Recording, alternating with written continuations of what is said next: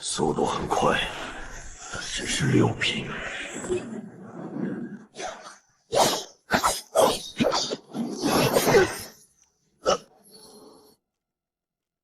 听说了吗？这次丰城可是倒了大霉，遇上了百年难遇的变异兽潮。张月和雷万山估计这会儿正焦头烂额呢。李希，天幕破了！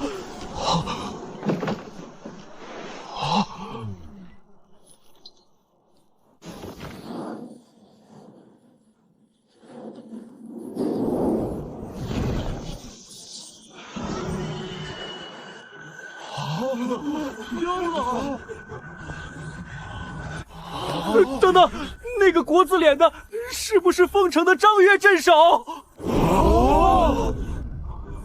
旁边那个穿战甲的，是丰城参郎雷万山。沈老弟，你可算回来了！这丰城一趟辛苦了吧？房间我都给你重新打扫过了，温度都调好了。我让酒店后厨准备了高阶异兽肉做的刺身，还有年份最好的灵酒，已经在套房里温着了。哎呦，这不是张镇守和雷贪狼吗？两位平时来天运城，不都是坐着丰城的专属飞艇吗？今天这是怎么了？这出场方式挺别致啊！可不是嘛，刚才那动静，我还以为沈天去了一趟荒野，顺手抓了2头人形异兽回来当土特产。仔细一看，原来是丰城的2位大人物。失敬失敬。秦老哥，赤霄老弟，你们这就不懂了吧？这叫极限拉练，没错没错。秦老哥，你们江城真是出了条真龙啊！以后在天运府，咱们丰城和江城就是亲兄弟。谁敢动江城一根汗毛，我张月第一个不答应！大家都是为人类守疆拓土的兄弟，互相帮助是应该的。沈天这孩子年轻，不懂规矩，一路上没少折腾你们吧？哪里，沈总兵沉稳大气，手段通神。要不是沈总兵出手，我们丰城这次恐怕就要变成一片废墟了。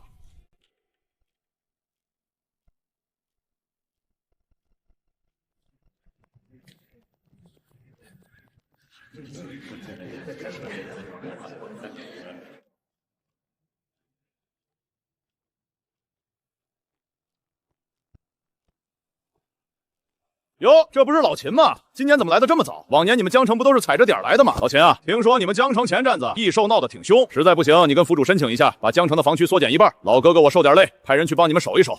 张老哥、雷老哥，你们丰城的人怎么跟江城的混一块去了？怎么着？老秦这是抱上你们丰城的大腿了？赵狂，饭可以乱吃，话不能乱讲。我们丰城和江城那是过命的交情。老赵啊，听兄弟一句劝，待会儿开会的时候，你最好少说话，免得闪了舌头。这赵狂平时嘴就欠，待会儿公布战绩的时候，我看他那张脸往哪儿搁。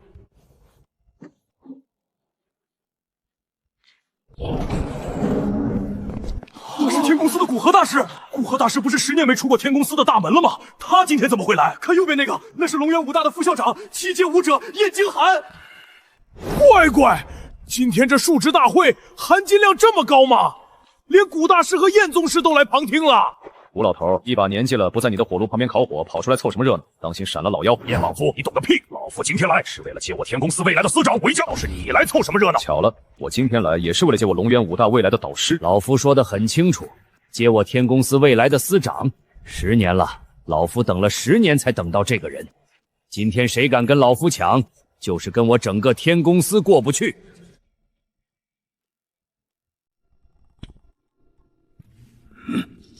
师傅果然没骗我，老师太霸气了。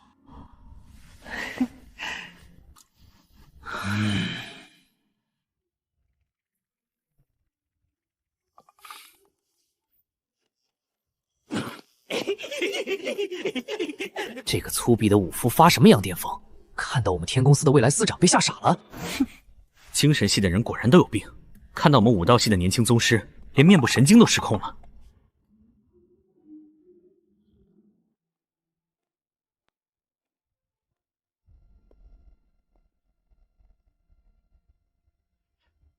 各位，过去的1年，天运府防区异兽活动频繁，边境线上我们的战士流了太多的血。今天把大家叫来，不是听你们歌功颂德的。述职大会现在开始，各卫城镇守依次上台汇报。这场述职根本不是走形式，而是决定我们所有人未来10年命运的赌局。我必须拿下靠前排名，只要能成为府主亲卫，就能跻身顶层权力，甚至有望继任府主。高端资源、稀有功绩，全都只眷顾强者，排名靠前者应有尽有，垫底只会血本无归。而功绩是我唯一能抢到那无上机缘的筹码。昆仑洗礼，6阶之后再无前路可抄，每个人的武道真意只能自己摸索。多少天才终生卡在7阶瓶颈，但昆仑洗礼不一样，它能打破所有桎梏，是我突破境界、触摸7阶的唯一机会。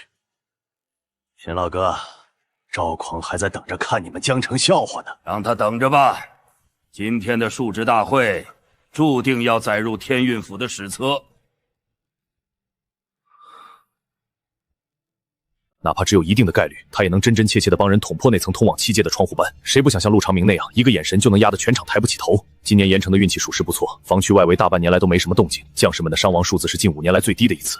上个月主动出击，带着精锐深入荒野，在5阶初期兽王的老巢门口苦战3天3夜，最终拼着重伤亲手剁落地龙脑袋。冰城李长海上来述职。冰城本年度遭遇中型兽潮3次，小型袭击47次，斩杀4阶异兽3头，破军司阵亡将士618人，防线寸步未退。盐城本年度拔出中型异兽巢穴2座，战损800人，斩杀4阶巅峰异兽2头。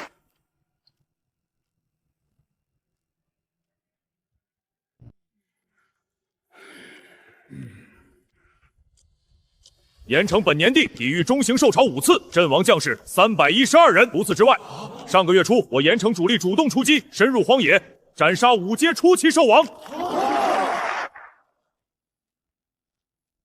老秦，我知道你们江城这些年日子难熬，听说前阵子还差点被破了城。今年要是实在撑不住，老哥哥做主，从我们盐城拨下来的物资里给你匀出2成。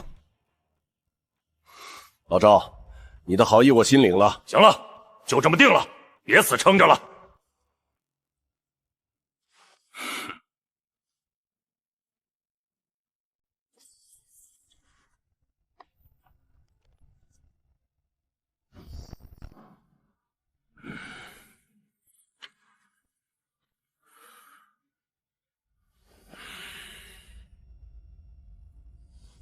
下一个，封城，张玉。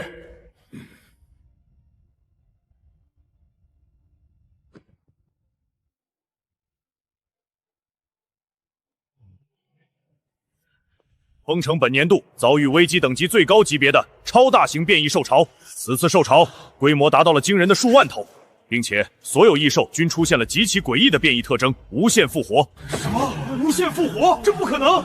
异兽本就皮糙肉厚，如果还能复活，这仗还怎么打？张玉，你确信情报准确无误？被斩杀的异兽会在极短的时间内重新凝聚，再次冲向防线。此战，封城破军司全体将士陷入苦战。张镇守，节哀。封城本年度战绩：斩杀变异异兽总计不计其数，全歼3波超大型变异兽潮，斩杀6阶兽皇1头，阵亡人数121人。不可能！无限复活中的变异异兽还有6阶怪物，你们伤我才这么一点，你当你是7阶吗？张玉，你知道你在说什么吗？府主，各位，我张岳愿以项上人头担保，封城上报的战损和斩杀数据绝对真实。天玄司，立刻间接封城破军司主防御系统，同步封城所有参战人员的战术手表，逐一核对。这老张是来真的呀！无限复活的变异异兽，难道从天上掉下来几个7阶强者帮忙吗？战损121人，你确定这是在打仗？老张、老雷，你们俩今天吃错药了，一点都不像你们以前的风格啊！天玄司继续核算封城数据，述职继续。最后一个，江城秦镇山上台述职。江城惨啊！今年封城的成绩一出来，直接把上限拔到了天上。江城这一对比，不就是直接掉进粪坑里了吗？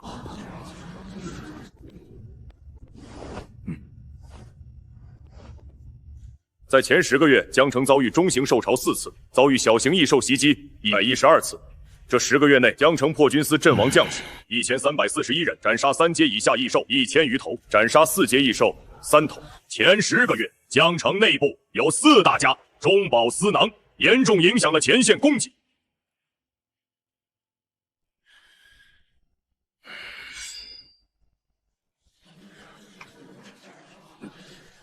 以上是江城本年度前10个月的数值汇报。江城本年度最后有2个月，斩杀6阶兽皇3头，阵亡人数17人。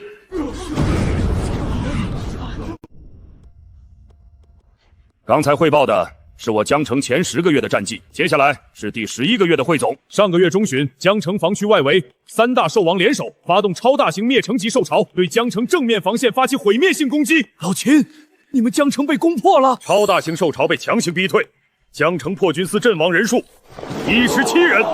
秦振山，你疯了！3大兽王联手，你告诉我你们只死了10几个人？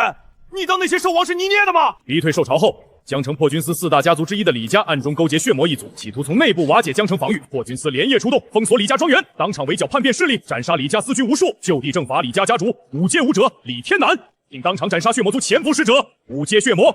此战，江城破军司全体将士无一人伤亡，战损0。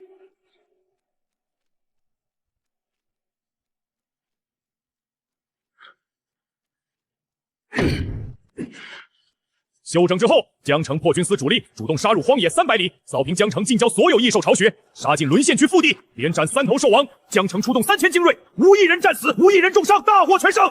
秦振山绝对是疯了，3大兽王联合攻城就死了那么一点人，你们还反杀进沦陷区300里，全歼了所有的异兽。你以为这是在拍什么好莱坞电影吗？这种话连3岁小孩都不信。我看秦振山是破罐子破摔了，知道今年江城垫底，干脆编个离谱的战绩在这装糖呢。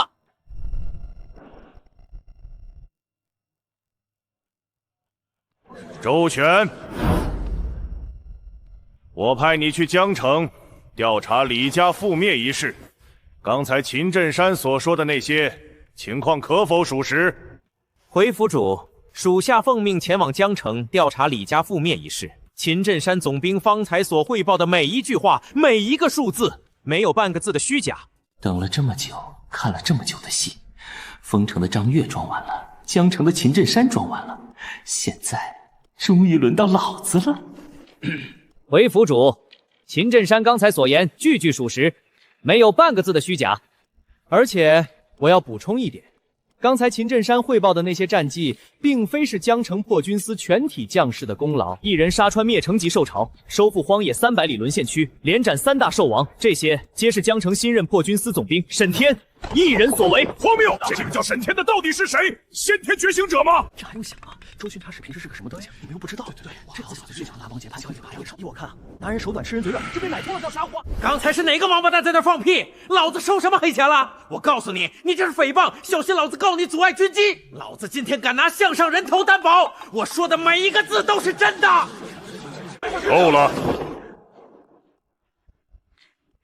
天玄司，不用废话了，立刻调取江城破军司主防御系统数据。回府主，丰城战绩，丰城上报数据完全属实，没有一丝一毫的虚造成分。结果显示，全歼变异兽潮，单杀6阶兽皇的只有1个人。是谁？战术手表识别编码确认，斩杀者江城破军司总兵沈天。丰城的数据核电结果显示，一人杀穿变异兽潮，斩杀6阶兽皇的，和江城秦振山汇报的一人光复沦陷区，连斩3头兽王的，竟然是同一个人。这怎么可能？战术手表会不会坏了？竟然和张月雷万山一点关系也没有，这怎么可能？数据没有问题，天玄寺已经核对了好几遍，这一点我敢用天玄寺的声誉担保。战术手表采用了量子加密数库，实时同步天玄数据库，任何人都无法篡改，并且在斩杀6阶兽皇的瞬间，该坐标爆发出了远超阶巅峰的毁灭性能量，而在这股能量爆发的瞬间，沈总兵是距离他最近的人。你们丰城到底在搞什么鬼？既然是别人杀的，张悦刚才跑到台上去纯装大尾巴狼。没错，事实就是这样，我们连个一手的毛都没摸到，全是他一个人干的，你们爱信不信？原来这战绩从一开始就跟他张悦没有半毛钱关系，原来这破天的功劳全都是那个18岁少年的丰城3000精锐，在那种灭绝性的变异兽潮面前，居然真的只充当了啦啦队。难怪周旋敢拿项上人头担保，难怪秦振山敢在几千人面前挺直了腰板咆哮，原来他们根本没有撒谎。江城真的出了一个神，一群没有见过世面的土鳖，本大爷可是亲眼见过沈总兵那一刀的绝世风采的。这破天的战力，你们这群凡人根本想象不到。单杀6阶兽皇，沈天一个不到20岁的准7阶战力，这是何等可怕的潜力！按照这个离谱的成长速度，要不了多久，沈天怕不会一刀砍死我的老师。天哪，我在想什么？呸！想什么呢？这简直是欺师灭祖！是劈死跟老师同级别的7阶异兽才对。夸大魏成未来10年的命运，而这个横空出世的少年也将得到他应有的待遇。沈天，一个能在乱世中为天运府撑起一片天的稀世奇才，你是上天赐予天运府在乱世中保全根基的天大幸事。快把刚才那个大逆不道的想法甩出去！沈总兵可是个绝世好人，怎么会拿刀砍自己的老师燕京寒呢？最多也就是切磋的时候，一刀把老师劈个灰头土脸罢了吧。要是没有我当初在江城惊鸿一瞥，这尊绝世杀神能被龙元武大提前锁定吗？没有我顾剑，那是根本不可能的。只要神道是在，假以时日，就算是高高在上，垄断龙国命脉的昆仑道院，还有那个眼高于顶、目空一切的龙晶道院，照样把他们踩在脚下，拳打昆仑镜老院，脚踢龙晶幼儿园。等到数值大会结束，老师怎么也得奖励自己一把绝世灵兵吧？傻了吧？吓尿了吧？没见过世面的土包子。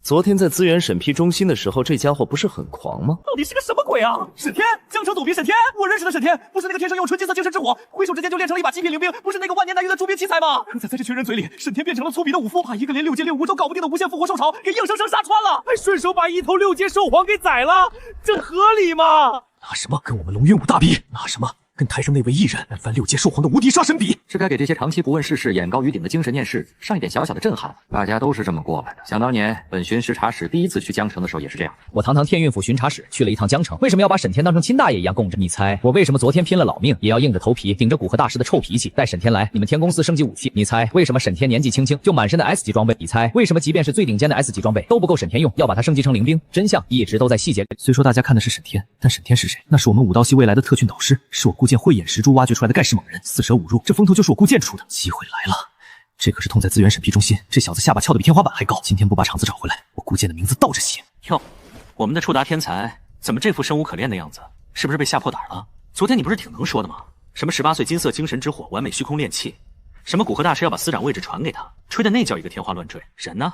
你们那位万年不遇的绝世妖孽呢？怎么今天这么大的场面，连个鬼影子都没见着？该不会是看到咱们武道系的刀道宗师发威，一人砍翻6阶兽皇，吓得缩在被窝里尿裤子了吧？这帮练肌肉的蠢货根本不知道他们在拜什么神。你们嘴里那个刀道宗师，昨天才在天公司的地盘上搓出了一把极品灵兵，放你娘的狗屁！不是，这姓楚的疯了，自己不过提点了2句就如此破大防，这是心态彻底崩溃，连脸都不要了。楚风，你叫唤什么？这就破防了？愚蠢！沈天是我铸兵一脉万年难遇的天才。什么？沈天也是铸兵天才？古河大师终于出手了！你们这群蠢货现在知道了吧？刚才我还骂楚风他们编鬼话糊弄人。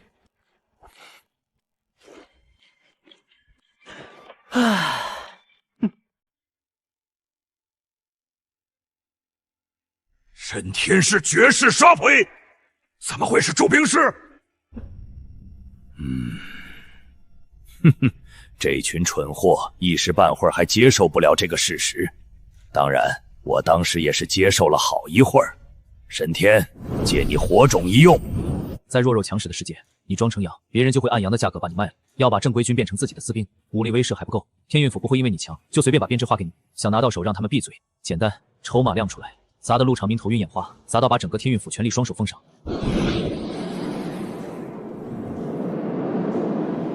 小丑，竟是我自己！当真的是天公司的铸兵奇才？那昨天在一刀砍死兽王的刀道宗师是谁？魔武双修双职业，还他妈全叠满了！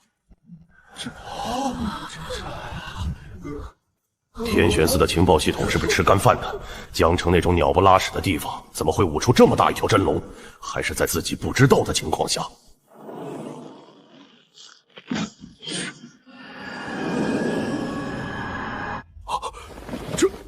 这是……看清楚了，纯正的极品灵兵，正是出自沈天沈大师之手。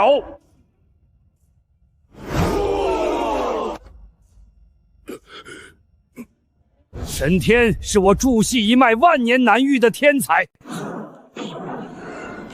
这刀是什么材质锻造的？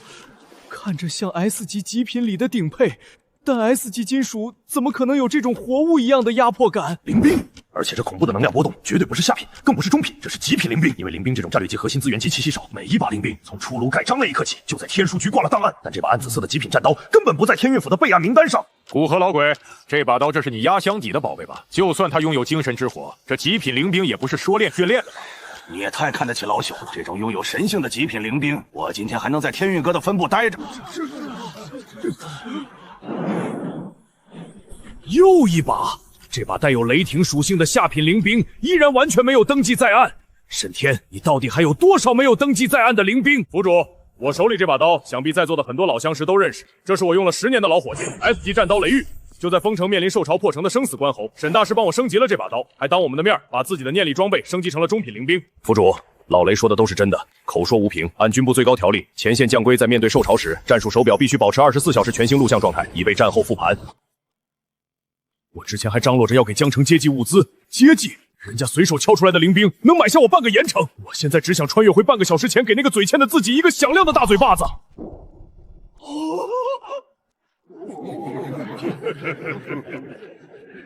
沈天是老夫等了10年的驻兵天才，燕京寒，你今天敢抢，就是跟我整个天公司过不去。你拿司长位置砸，我拿名誉校长头衔砸，看谁砸得过谁。18岁进7阶，一人击穿受潮，这不是天才，是改变天运府格局的人。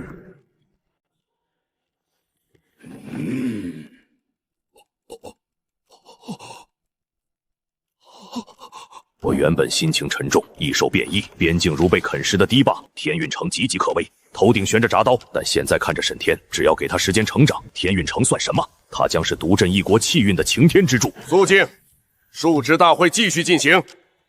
接下来的排名事关各卫城下一年的资源额度。天玄司，根据上报数据进行最终核算。经最终核定，本年度卫城述职考核排名出炉。丰城、江城并列第1，其中总兵沈天个人功绩占据上述2城综合评分的95%以上。我不奢望昆仑洗礼了，谁能跟沈天抢？混了这么多年，我最清楚现在该干什么。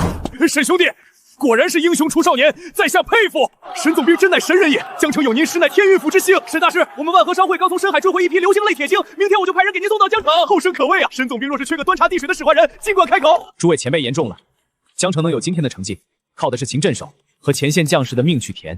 我沈天不过是做了点微不足道的小事，至于什么大师不大师的，愧不敢当。好，不骄不躁，真龙气鬼，这少年心智成熟的可怕，我7阶强者都感到震撼。沈天，我龙渊武大要定了。吴老头，你拿司长砸，我拿名誉校长砸，看谁砸得过谁。排名已经定了，接下来的议题是资源调度。但真正的重头戏才刚刚开始，沈天这个人的归属将决定天运府未来100年的战略格局。今天这场资源调度将是我执掌天运府以来最重要的一场博弈。按规矩，江城排名第1，战功最高，下一年度战略物资库 A 级以上额度，江城优先调3成。府主，现在江城防线稳若泰山，高阶补置我们用不上，分给防线吃紧的兄弟。江城退出。你真是小蝌蚪学蛙泳，你装啥呀？杀人诛心！但偏偏人家说的是实话，人家抱着沈天的金大腿呢，要什么自行车？沈天，你18岁领悟刀艺，只身杀穿变异受潮，这种级别的实战才情，留在江城当个总兵太屈才了。来我龙渊武大，我向道院最高层申请，特批你为龙渊武大的荣誉副校长。武大序列内战略资源库对你无条件开放，你想学什么，想看什么，无需积分，直接调用。这就将来想做天武公司的绝世奇才，他能瞬间熔炼极品灵兵，他掌握着至纯净的金色精神之火。我天公司没有复制那些虚头巴脑的东西。这司长的位置，老头子我今天下午就打包走人，把印把子交给你。在这之前，天公司库房任你取用。他能一刀劈死6阶兽王，这就是他的道。他需实战磨刀，你们只会把这块绝世好钢烤软了。他能拉起整个天运府的装备水平，你让他去前线犯险，才是把好钢当废铁使。这俩老家伙平时请不动，今天倒好，大会没开始就穿得人模狗样跑来，无事不登3宝殿。天公司和龙渊武大向来独立，听调不听宣。若沈天落入他们手，天运府再想请他，就得看人脸色，绝对不信服。好不容易出个人才，怎能落老狐狸手？燕京寒给副校长，古河拿司长砸，我该拿什么筹码？燕京寒给副校长，古河直接让位。陆长明坐上面，肯定也在盘算拿什么筹码压过这俩老家伙。副校长受限于武大，司长偏安一局。陆长明能给我行政位置，但约束最多，我需要绝对自由地，谁给的高跟谁。筹码砸给我看，选择权在我手。今天不是他们选我，是我选他们。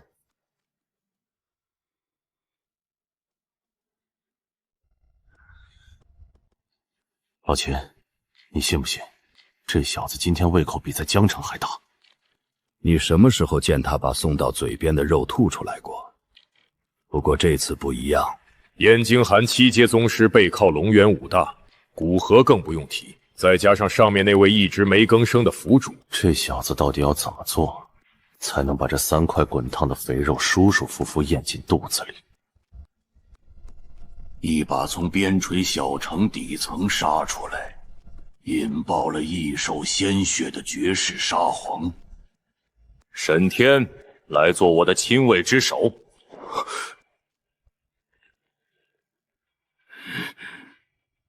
只要你答应，现在的6个亲卫你排第1，也不用走考核竞争的流程。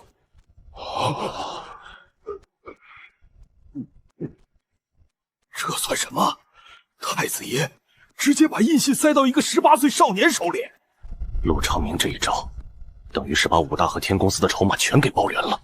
我不限制你的自由，想留在天书局，我亲自教你统兵；想去前线杀异兽，随便去哪座城。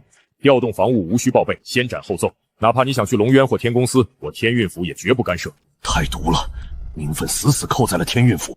天公司顶级神材已被我搬空，龙渊武大对我的用处也极其有限。我的变强途径只有一个：战绩值。既然获得了战绩统帅，就必须站在统帅的角度思考问题。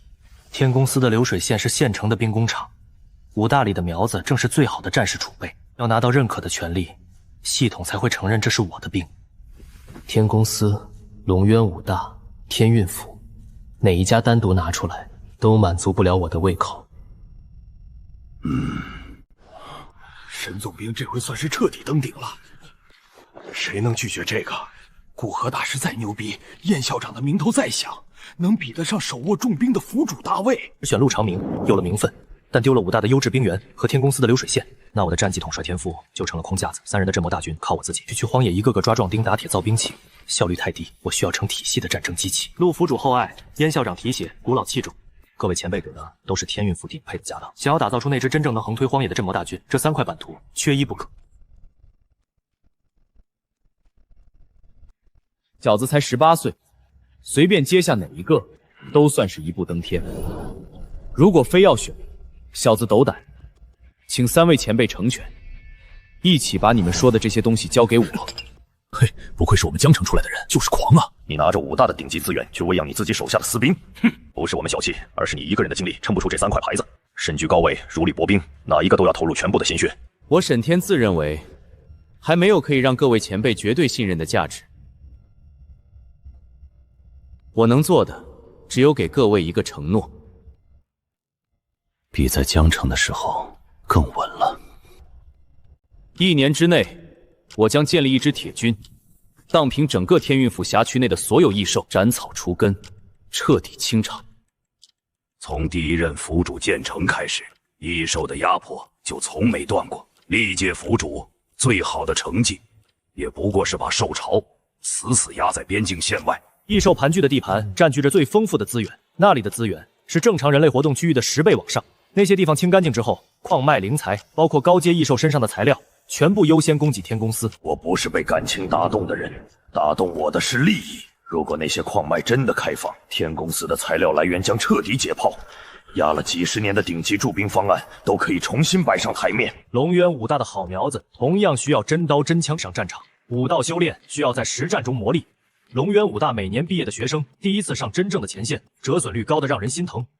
我荡平异兽的过程里，需要精锐战士配合推进。龙渊武大愿意送苗子来的，我亲自带他们上真实的战场，并且我将不影响他们磨砺的情况下，最大程度的保障他们的安全。这种程度的战场淬炼，演练场给不了。你一个人，凭什么1年之内荡平全境？因为我没有停下来的理由。你说完了？说完了。沈天要是真能荡平异兽，带回来的矿脉和灵材就是一座取之不尽的金山。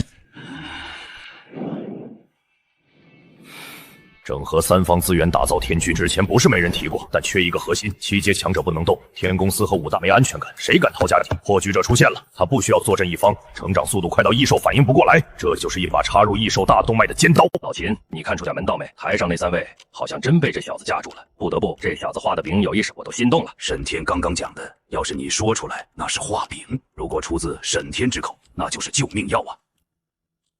那些世家子弟一旦手握重兵，但沈天不同，他从江城底层杀出来，对异兽的恨意是刻在骨髓里的。这种人，只要你给他足够的刀，回忆他就会一直砍下去，风险高吗？极高，收益大到可以重塑整个天运府的防御格局。沈天，天域局的亲卫之首你拿走，你要建立一支铁军，我也支持你。我只能先给你2个卫城的兵权，你自己任选2个卫城。学生那边我会问过他们领导，按照他们的意愿行事。资源库对你开放，但是他们的后勤补给，我只会给你兜底1个月。1个月之后，你得自己想办法，这叫断奶测试，给你启动资金，不养闲人，测试沈天作为一军统帅的能力。每次大规模战役后，伤亡率超过30%以下。天公司的底子你随便用，但是我有一个条件，不管你以后在外面杀得多疯，不管你带多少兵，别忘了你身上还挂着驻兵师工会的牌子，你驻兵练起的技术别荒废了，有空回天公司转转。请古老放心，我沈天一定不会让您失望。3个大户居然真的全答应了！天运府建成几百年，什么时候出过这种事？怎么开了一次述职大会，整个天运府的天都变了？这回真要出一条能把天捅破的真龙了！别咱们江城了，人家现在是天运府的爷，不过这大腿咱们算是抱得死死的。既然条件谈妥了，你想要哪2个卫城？丰城、江城。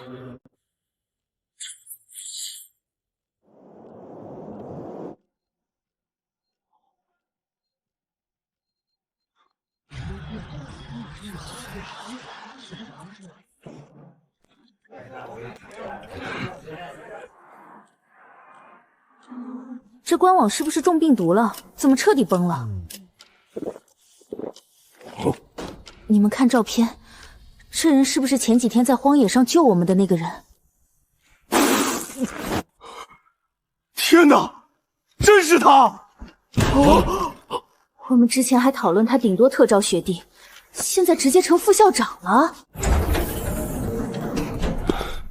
队长，述职大会上发生了什么？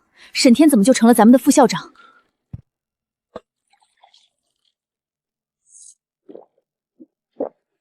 很难接受，对吧？觉得一个18岁的人骑在咱们头上太离谱。我理解你们，就像我当初刚看到他一刀秒了5阶兽王时一样，但你们的格局还是太小了。难道还有别的？还有什么比这更加离谱的？他今天当众展露了自己的精神之火，还拿出了亲手打造的极品灵兵。古河大师当场拍板，把天公司司长的位置让给他了。他是驻兵师，顶尖的那种，楚风给他打下手都不配。楚风，精神系第一人楚风，古河大师预定的亲传弟子，连给他打下手都不配。但这还没完，府主陆长明亲自下场，给了他天运府亲卫之首的印饰，划了丰城和江城兵权，让他自己组建独立防务军队。队长，你没开玩笑吧？3家平时争资源争破头，会把底牌全给他？因为他当众立下承诺，1年之内荡平天运府全境异兽。荡平全境？别愣着，官网消息只是开始，半天内他组建私军的消息就会传遍高层，镇守和财阀会像鲨鱼闻到血，把家族核心苗子全塞进他队伍里。咱们认识他，这是唯一优势，立刻收拾装备去丰城，晚了连打杂都没资格。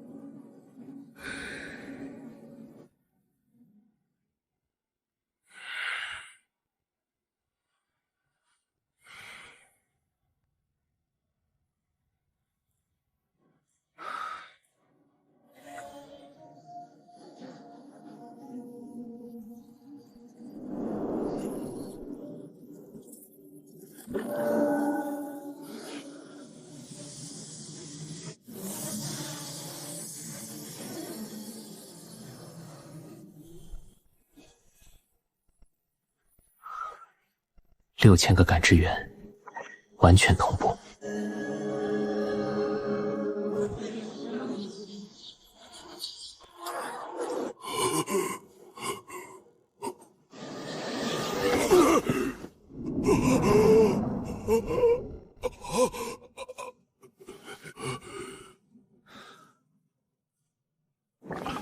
老张，我刚才好像被神仙附体了。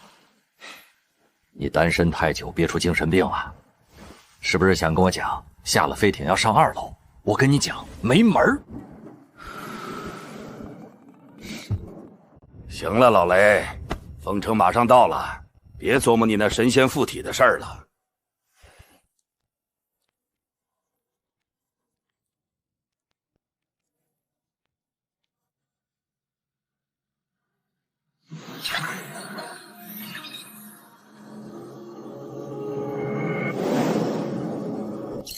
单向共享，绝对隐蔽，没有任何延迟。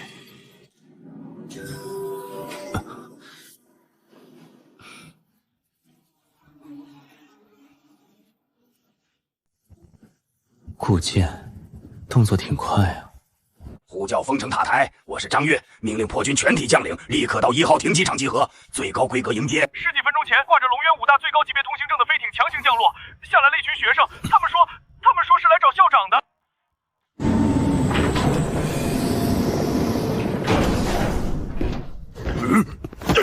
又犯什么病？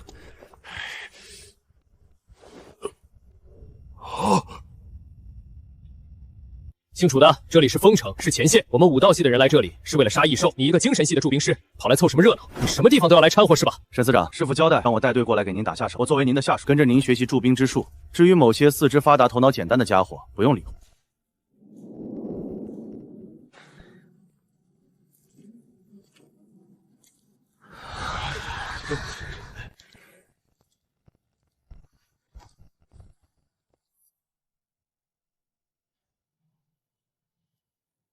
棋子到齐，丰城就是起点了。沈亲卫，这帮少爷小姐跑来干嘛？这帮人打不得骂不得，真要在战场上出了事，丰城可背不起那些财阀和权贵的怒火。在某种程度上，他们的确是拖油瓶，但也不乏真正有能力的人。陆长明只包1个月后勤，而他们就是移动的资源提款机。有了这帮人在手里，等于把天运城大半的财阀和权贵死死绑在了自己的战车上。周巡查，这帮人交给你了。我不管他们背后是谁，也不管他们带了多少东西。我的队伍里不养废物，有真本事的留下，混日子的哪儿来的滚回哪儿去。沈亲卫放心，滥竽充数的，哪怕他爹是天王老子，我也让他滚回娘胎里重造。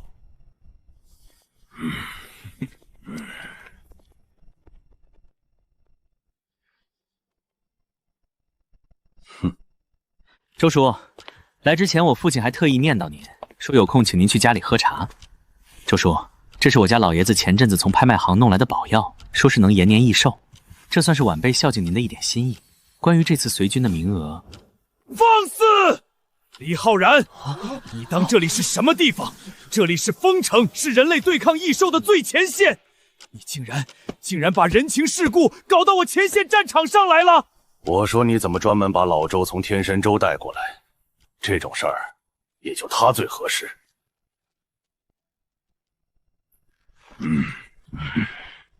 所有人听好了，沈亲卫的规矩，我刚才已经替你们问清楚了。有真本事的站左边，混日子的站右边，别想着蒙混过关。我再说一遍，沈亲卫的队伍里不养废物。1个月够用了。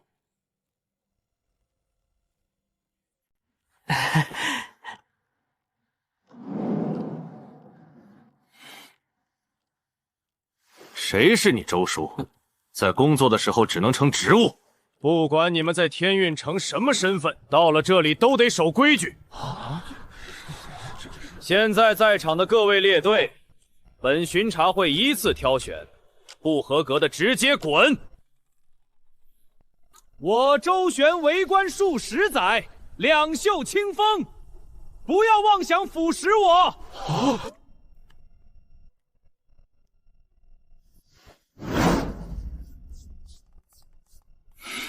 这老小子脸皮可以防弹了，说两袖清风眼都不眨。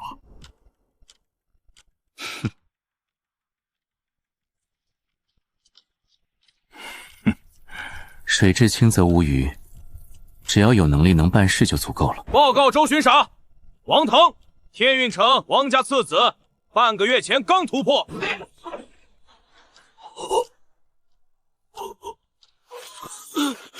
靠丹药强行冲的3阶，底子虚得很，直接滚出去。赵公子别来无恙啊，实力倒是不错，可惜人品太烂。沈亲卫的队伍不要毒舌，带着你的人立刻滚！ 96个，够了。沈清卫幸不辱命，人已经挑完了，修为最低的也是2阶初期，底子都不错，也没有什么作奸犯科的劣迹。恭喜你们通过初筛，但这仅仅是一个开始而已。今晚所有人就地休整，与丰城破军司普通士兵同吃同住，明早6点停机旁集合。目标：丰城防线外，沦陷区。到哪里都被人指指点点，贴上废物标签。最缺的是别人的认可。誓死追随沈清卫！这群崽子还真被点燃了。沈清卫这张牌打得漂亮。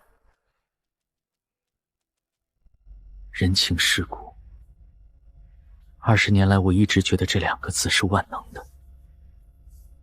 可那个18岁的少年，靠的不是家族势力，是实打实杀出来的。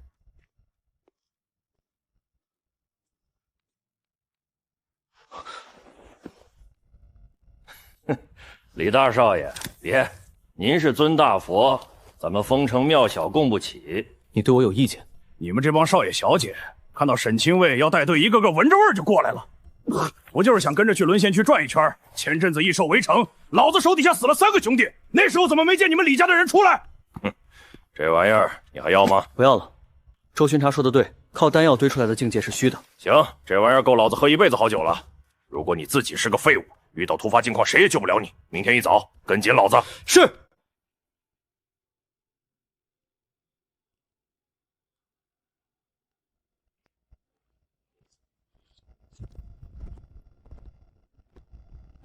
全体都有，立正，敬礼！接过沈清卫，誓死追随沈队。手握大权的感觉真好，这就是统军的力量。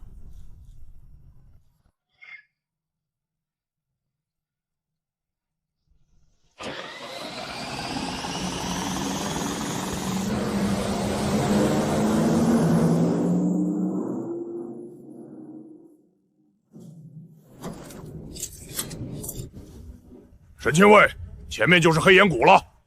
张月留丰城，雷万山带1000人正面推进。得令。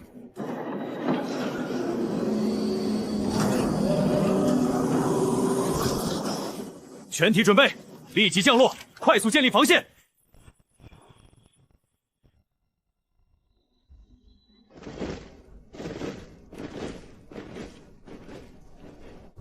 是时候了。激活天赋共享。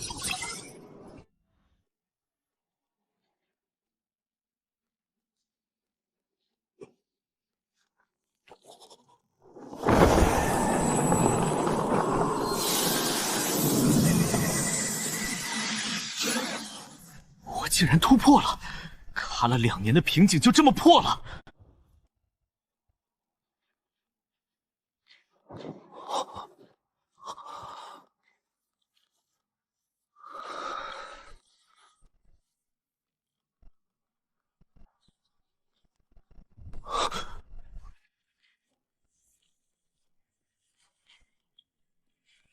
全军听令，目之所及，不留活口。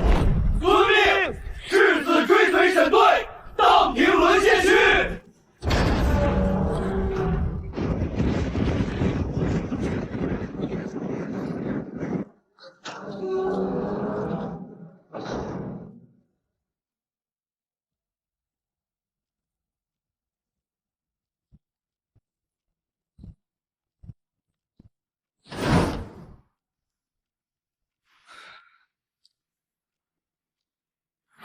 嗜血风狼11只，10至2阶后期，头狼是3阶初期。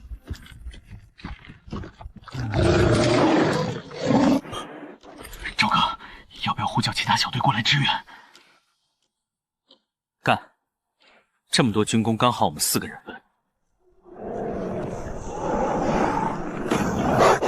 散开，快各自找掩体，准备好武器迎击。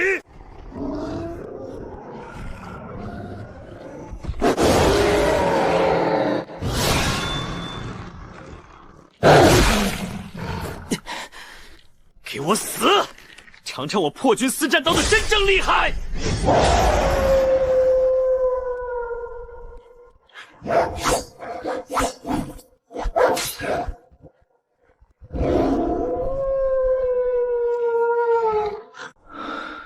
完了，我今天要死在这里了。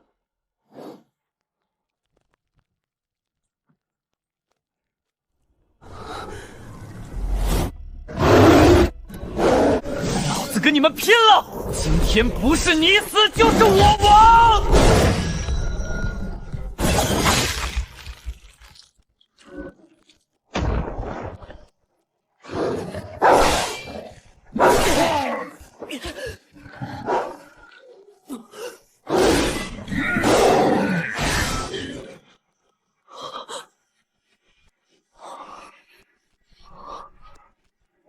是沈清卫，他竟然给全军加了这么逆天的 buff。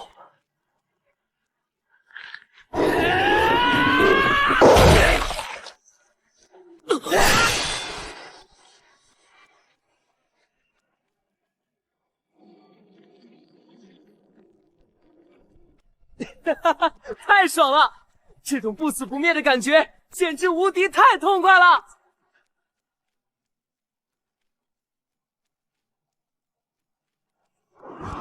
老王，别保守了，给老子放开了杀，杀个痛快！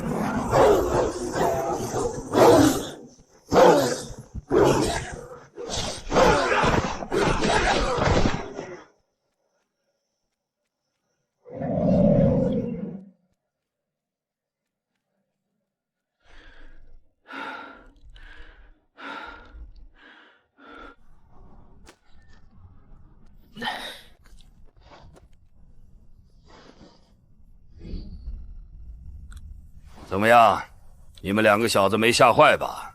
赵哥，我现在状态好的可怕，还能再战。其他人都在抢军功，去晚了汤都喝不上。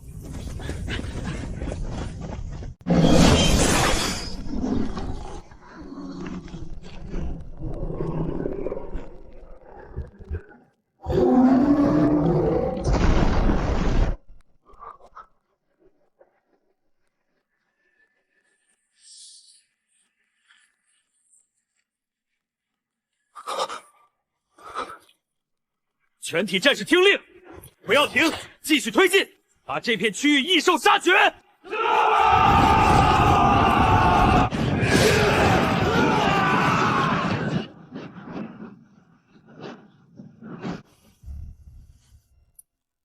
周巡查，数据是不是出 bug 了？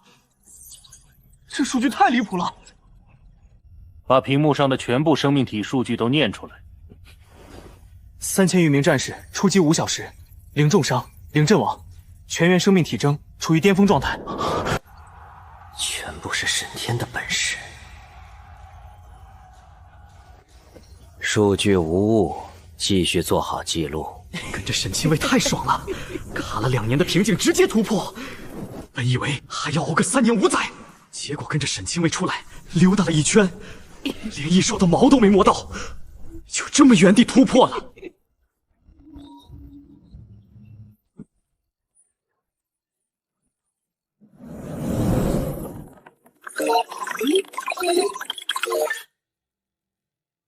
以战养战，龙渊5大加天宫司全军，雪球会越滚越大，直到我登顶武道之巅。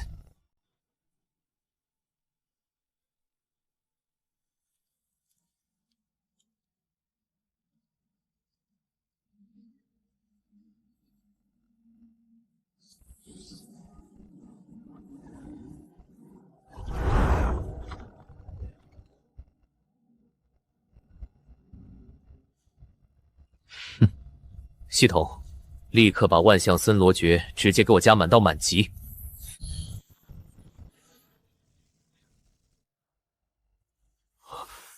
这也太离谱了！手下打仗，他居然也能跟着突破！啊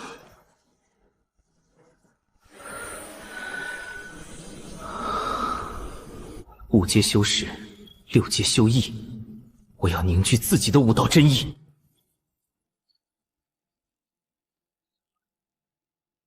欢迎您沈清卫，龙国武库已为您全面开放。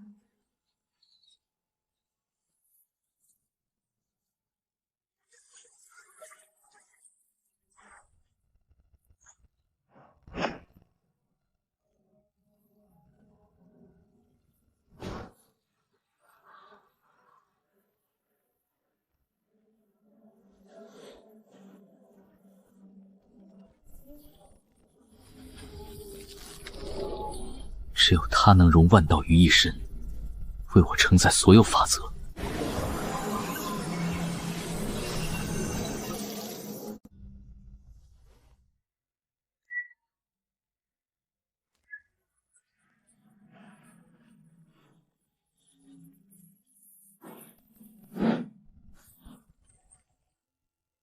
检测到森罗无界真经，请问是否立即收录？立刻收录，没有任何问题。居然需要50万战绩值，果然不愧是顶级功法。系统，立刻提升森罗无界真经的修炼等级。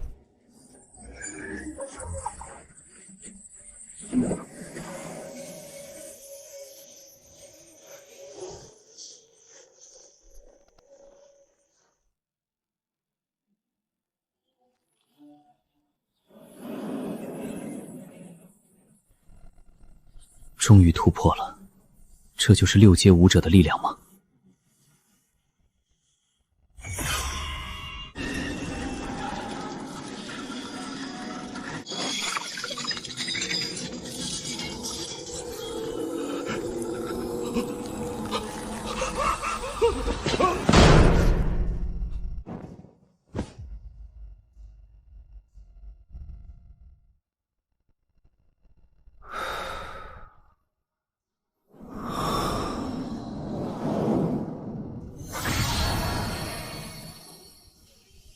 原来6阶的意是用自身意志覆盖天地意志。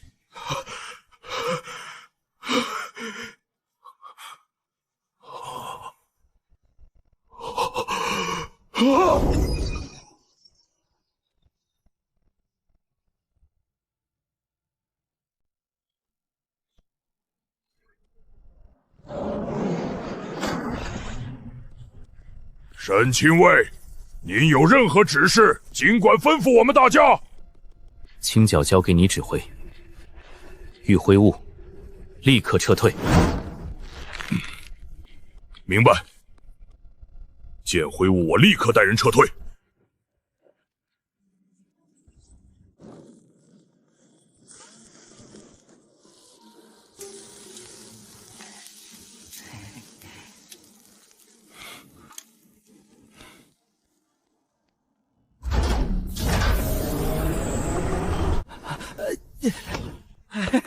沈清卫，您终于出关了，有什么事儿尽管吩咐我们。收拾一下东西，我们不回丰城，我们回江城。沈清卫这是打算开启双线作战，两边同时刷战绩值。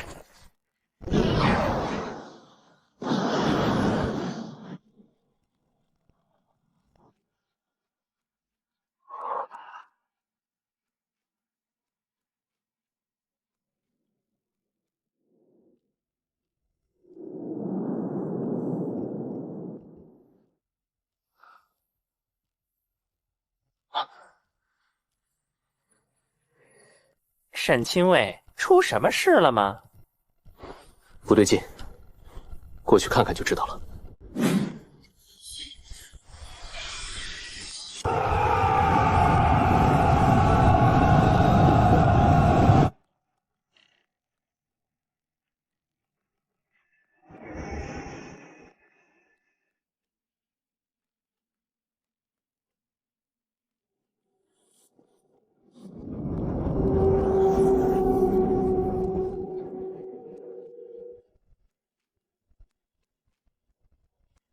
秦镇守，我的耐心有限，带着你的人滚回江城防线。林大师，我也再说最后一遍，这块地是我们江城破军司，是沈清卫带着我们一刀一枪从异兽手里杀回来。没有沈清卫的命令，任何人别想拿走1寸土地。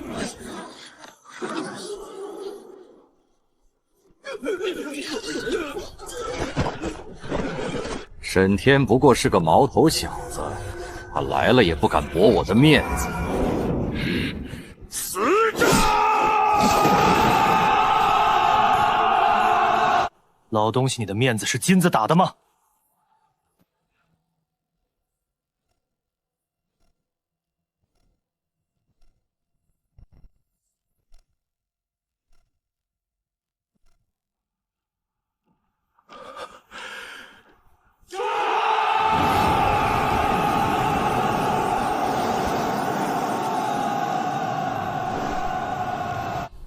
既然你回来了，就让你的人立刻撤走，这块地我要了。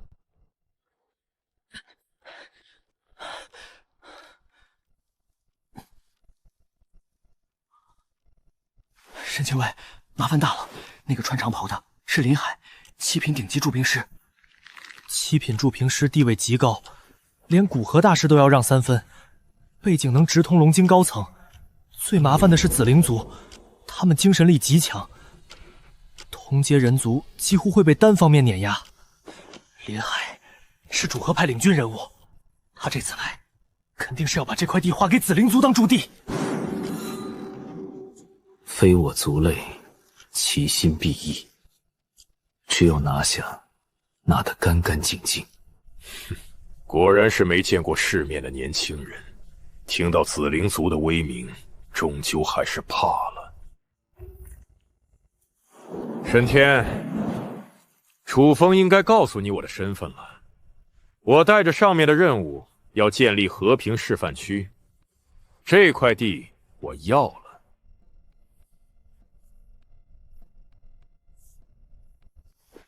你还年轻，未来的路还长，没必要为了一块荒地得罪不该得罪的人。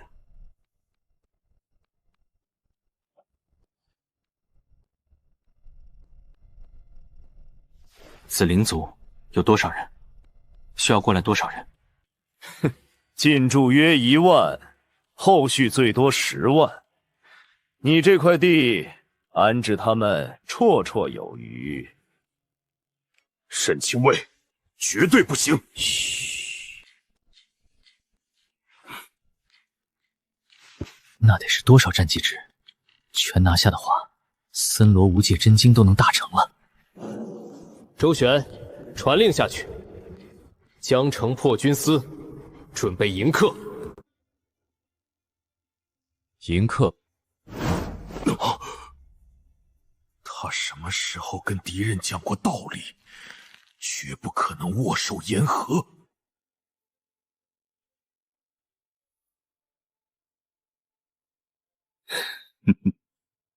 赢的是催命阎罗，请的是断头席面。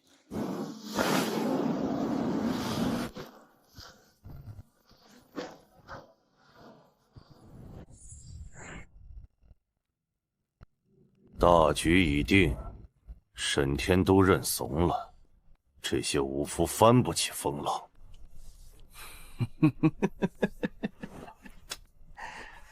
好，很好，沈清卫果然是聪明人，识时务者为俊杰。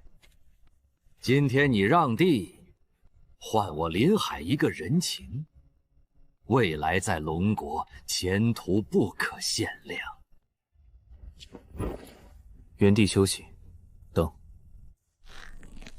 真是服了，沈清卫，真要让这帮紫皮怪物驻扎在咱们家门口？谁说我要让他们驻扎了？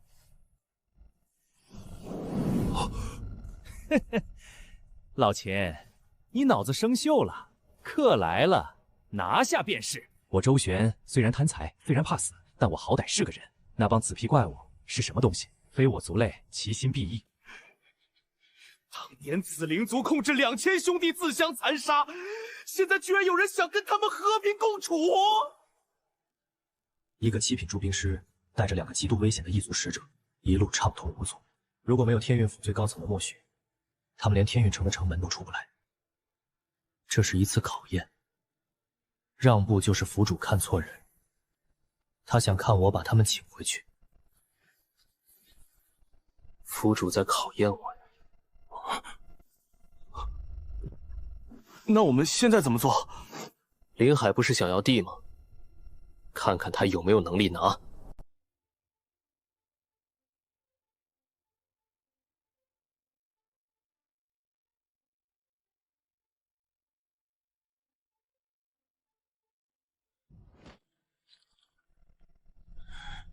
林海这个老东西，谁给他的胆子，敢带着紫灵族的人踏入天运府辖区？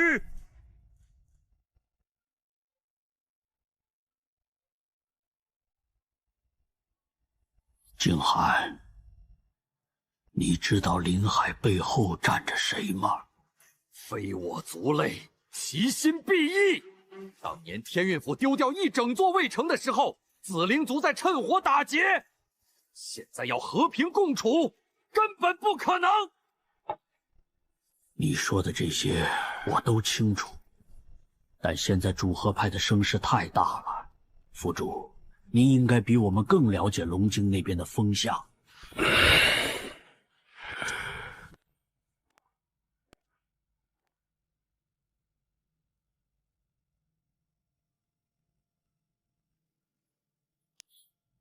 异族的威胁远比表面上看到的更复杂。龙国的敌人从来就不只是异兽。主和派想用领土换和平，用妥协换时间。换时间？换的是给异族壮大的时间，这不叫和平共处，这叫引狼入室。但林海背后的人，连我都不敢轻易得罪。这件事的本质是助战派与主和派的博弈，林海只是一枚棋子。所以我把这件事丢给了沈天。我很好奇他会怎么做。我最担心的沈天那孩子，他太年轻了，要是一怒之下拿下紫灵族的人，后果不堪设想。18岁，逼近7阶的战力，极品灵兵随手可练，这样的天才100年难出一个。如果因为这件事过早暴露在那些人的视线里，如果被主和派认定不是自己人，这对沈天来说未必是一件好事。无论他做出什么选择，我陆长明都会替他兜底。在天运府的地盘上，我说了算。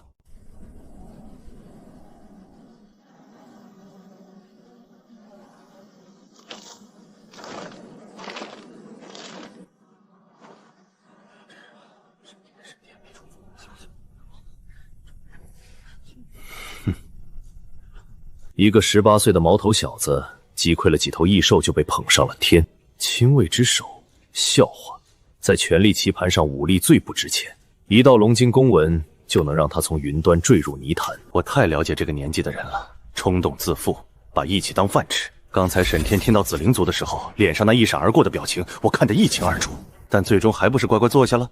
到底是个孩子，吓唬2句就怂了。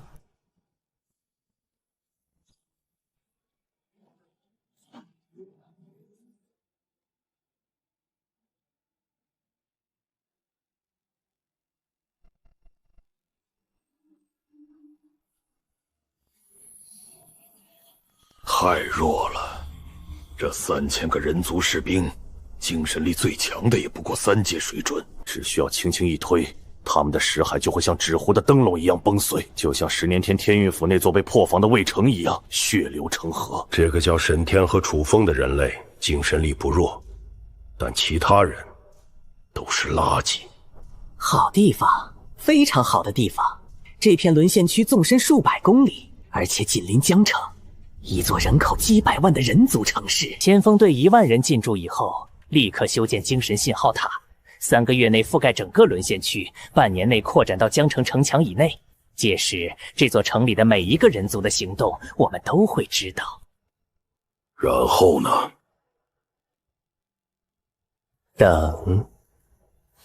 等龙国乱。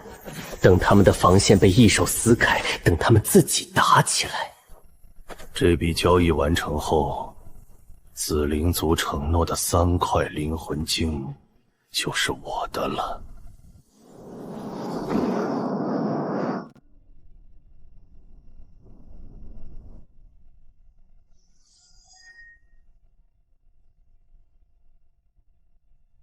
紫灵族，精神力冠绝诸族。如果他们动手，这3000人连一个照面都撑不过。天运符的惨剧，绝不会在我这里重演。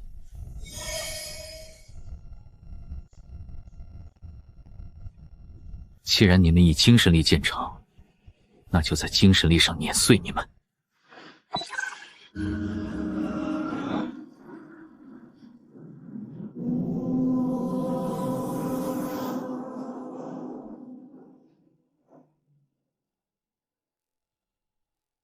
丁，升级完成，紫色天赋不可名状之躯已进化为橙色天赋，天赋名称深渊观测者，品阶橙色。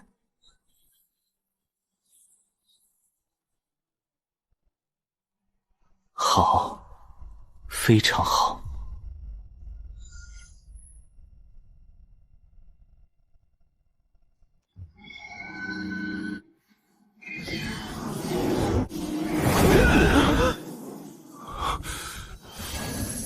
我的精神力防御至少翻了5倍。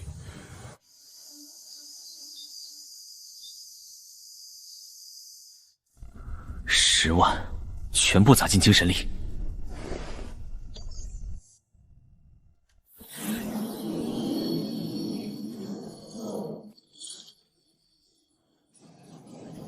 1万紫灵族，值多少战绩值？沈天，林海的事我已经知道了，你千万别冲动。古河大师，别急，这事我来处理就行，您放心。沈天，你听我说，林海的背后是龙京，龙京那边的局势你不了解，水很深，主和派的势力盘根错节，牵一发而动全身。今天这件事丢了面子不要紧，你才18岁，来日方长，面子这种东西以后有的是机会找回来。但如果现在跟林海撕破脸，跟紫灵族动手，后果不是你一个人能承受的。沈天，你要相信府主，相信我和燕老，我们会在后面替你周旋。现在最重要的是稳住局面，千万不要。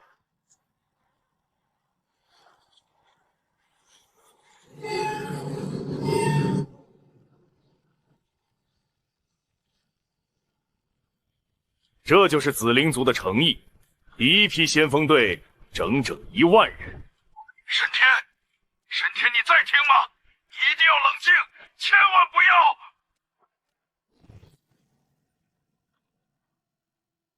古河大师，这边还有点事要处理，先挂了。怎么说？这小子果然如我所料，跟他说了多少遍不要冲动，不要意气用事，他倒好，一个字都没听进去。多少年了？多少年没见过这种年轻人了？哼，你们说说，一个18岁的少年，胆子都比我们大，我们还在考虑这考虑那，人家已经拔刀了。我说过，无论他做出什么选择，我都会替他兜底。现在说什么都晚了，紫灵族已经落地，刀已经出鞘，我们现在做的只有一件事，等那个孩子告诉我们结果。1万前锋队来得好，龙津的水再深，也深不过我的刀。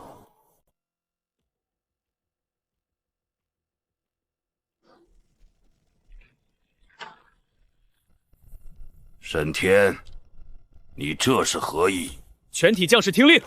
异族入侵我龙国疆土，践踏我天运府辖区，身为龙国军人，守土有责，寸步不让。我以天运府亲卫之首的名义，以江城破军司总兵的身份，下令全军出战！杀！不能杀，但让他变成一个傻子呢？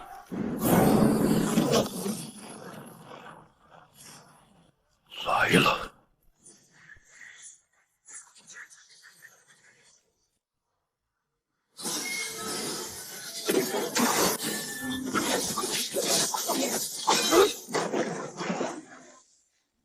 速度很快，但只只是6品。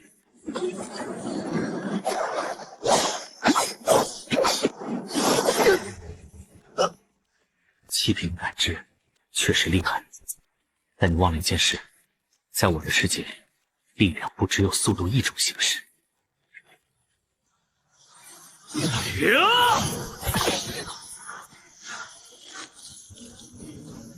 滚！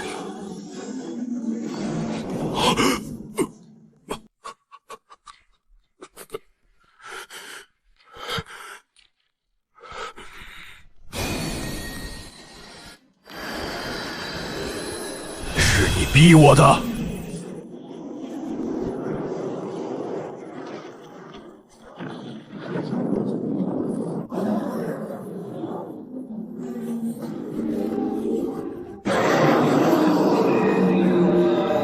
消失吧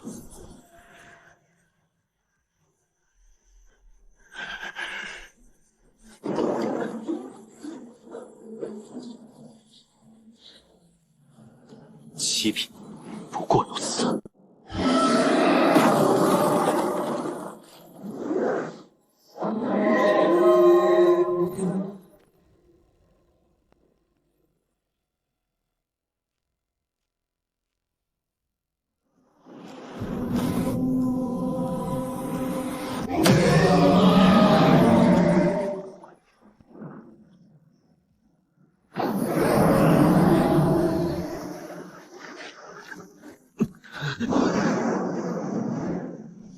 你的识海我收下了。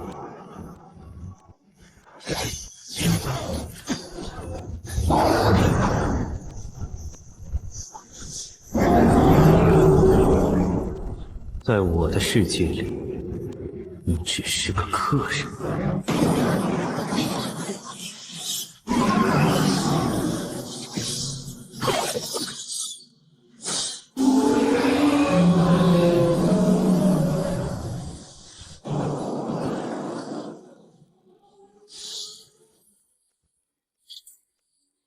刚才那头蛟龙不过是我精神力的投影，现在才是真正的我。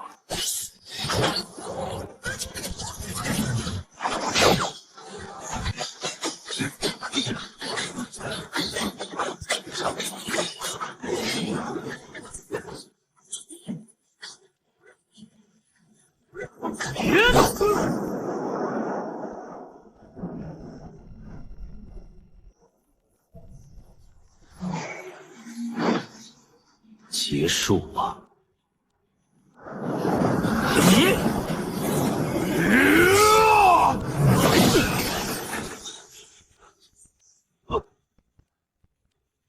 这一刀斩的是你的7品本源。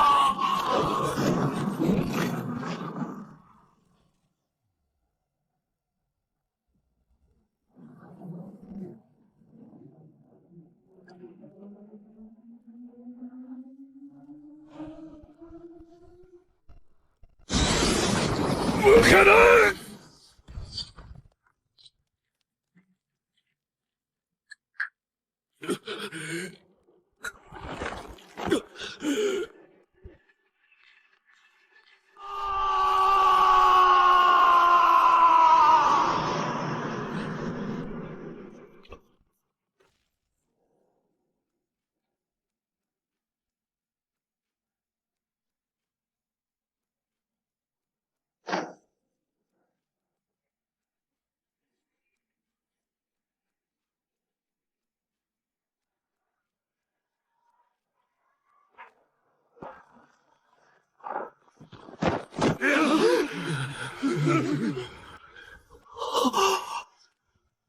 弟兄们，异族踏入我们的地盘，他们想要我们的土地，想要我们的城市，想要我们的命。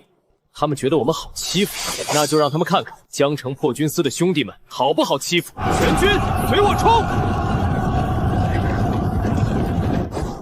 ！1万战绩值，够升几级了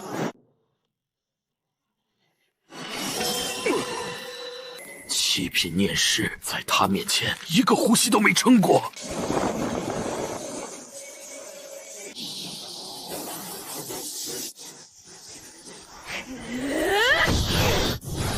就这样。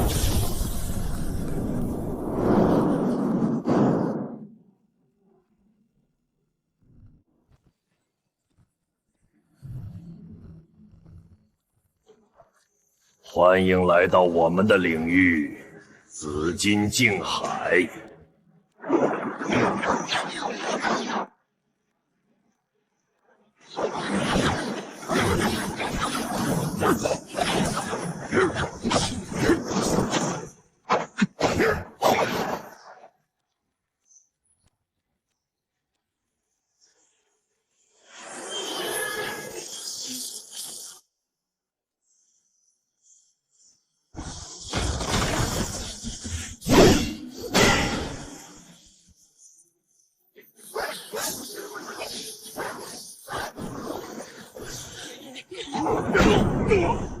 这一枪你躲不掉！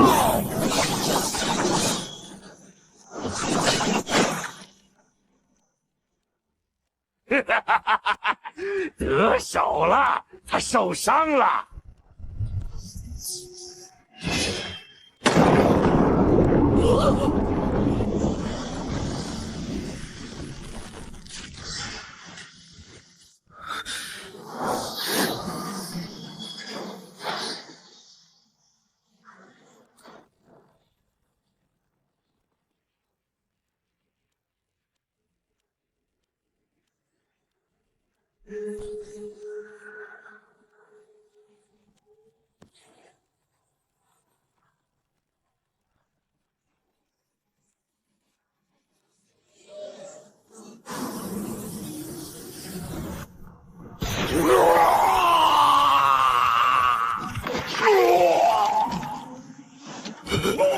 不可能！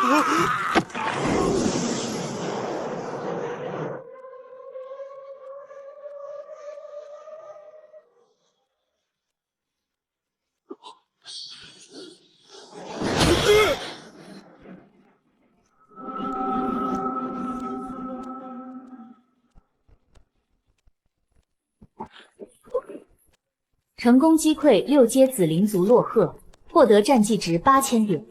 成功击溃6阶紫灵族莫嘎，获得战绩值8000点。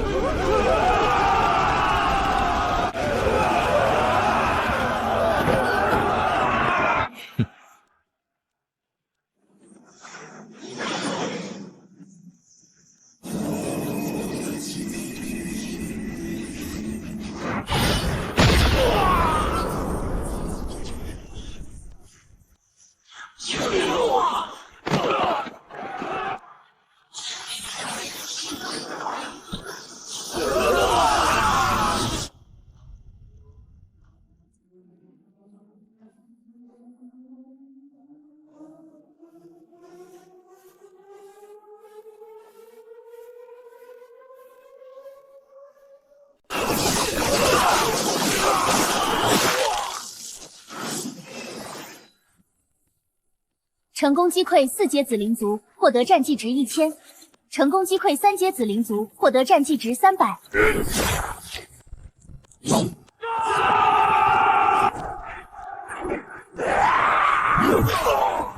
当紫灵族的精神攻击被废了之后，他们就成了实打实的脆皮。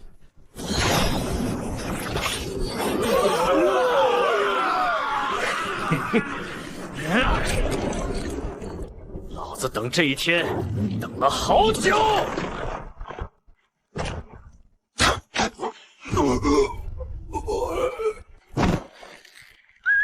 雷格，你他娘的别光顾着爽，注意侧翼！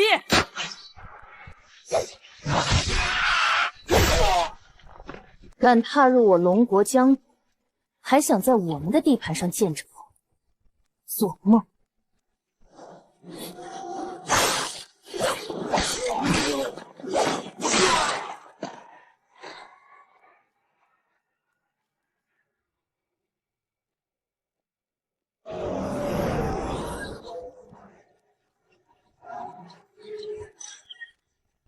打完这一波，战绩值应该够把不死神魔体升到2阶了。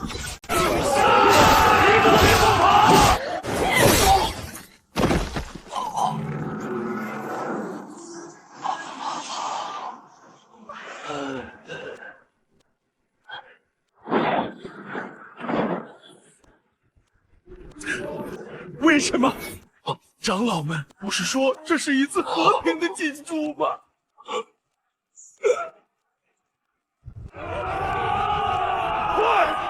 快动用战争傀儡！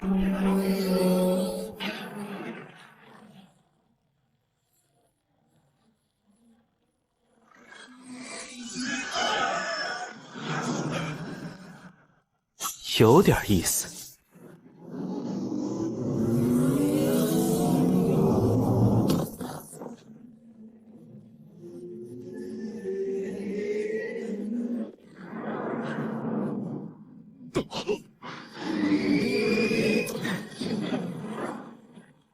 威力不错，不过打不中就没意义了。装甲挺厚，不过关节处的符文是弱点。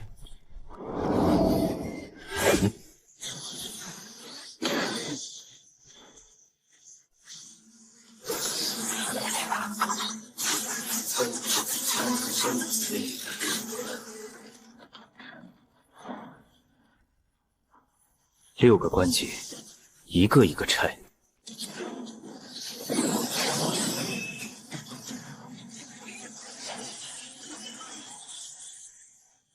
数量优势，在我面前不存在的。不能打乱，天罚配合荡魔斩，一刀下去，这些傀儡会被斩成渣渣，那就太浪费了。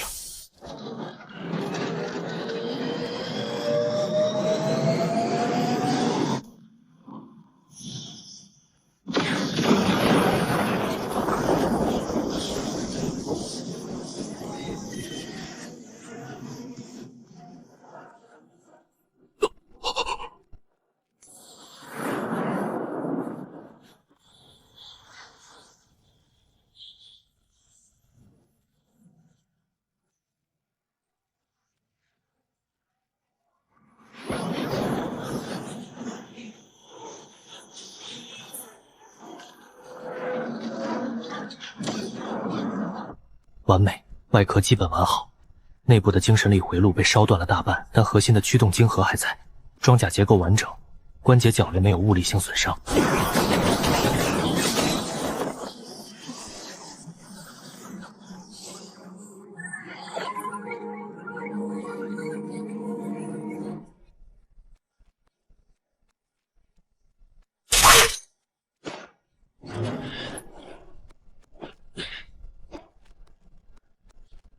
还有多少？这片全清了，东边还有几个往树林跑，阿飞在追。树林那边我来。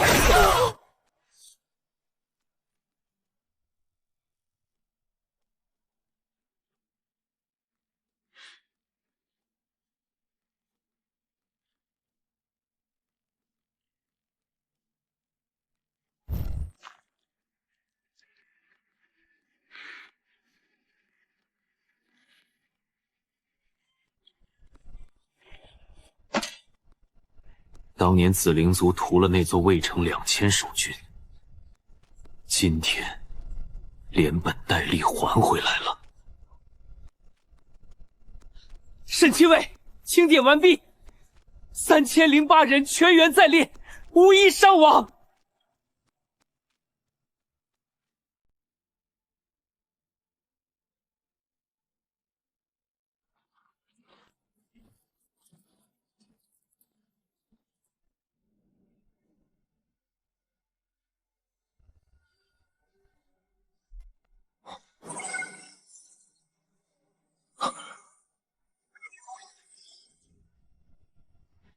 升级，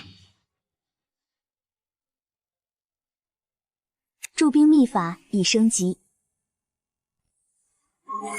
战争傀儡铸造，精神灵魂塔建造，灵文铭刻。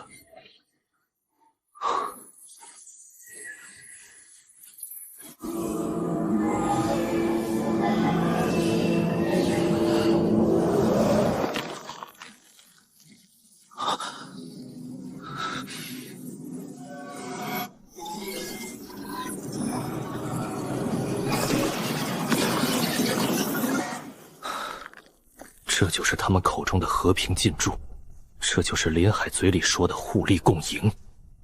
林海和他背后的人知不知道紫灵族的真实目的？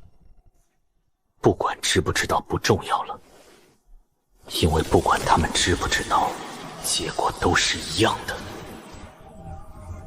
非我族类，其心必异。是否消耗10000战绩值，对战争傀儡进行100%完美修复？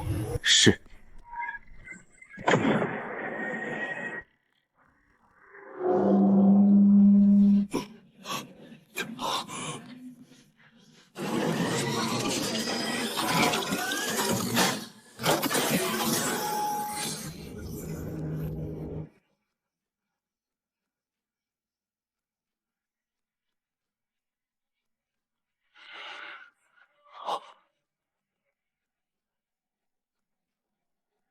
修复完成。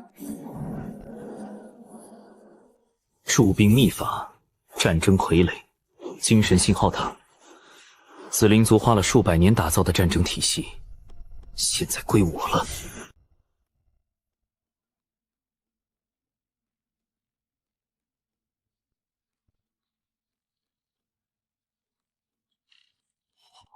紫灵族的核心战争技术，神天池头运完成了修复，竟然只用了几分钟的时间。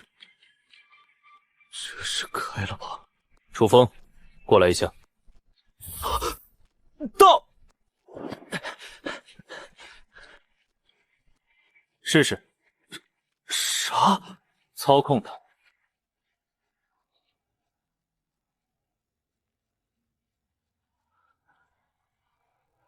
我来操控它。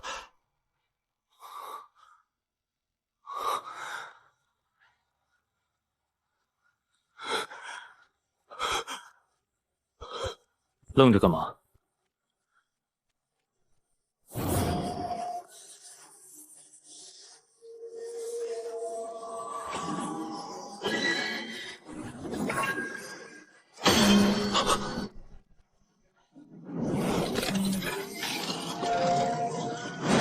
啊！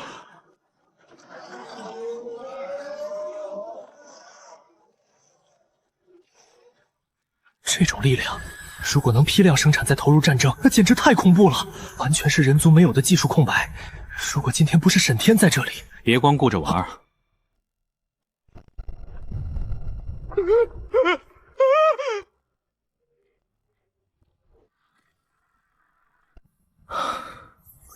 你的眷属击溃了一头2阶紫灵族，获得战绩值50。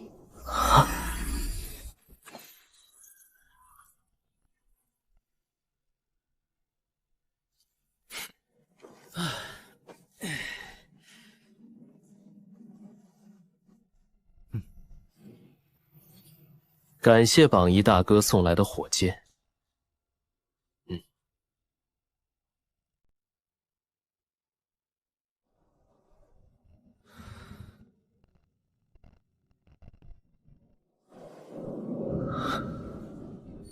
金属躯体，不知疲倦，不惧死亡。这不就是另一个维度的机器人吗？蓝星人人修炼武道，但成本太高。用精神力驱动的战争傀儡，本质上就是在用钢铁换人命。人族用15年培养出来的战士，在战场上可能活不过15分钟，但如果换成机器的，紫灵族的思路是可以借鉴的。我想起了前世那个让全世界都为之侧目的称号——借鉴狂魔。第一步，吃透紫灵族的技术。第2步，标准化；第3步，投入使用。不只是战争。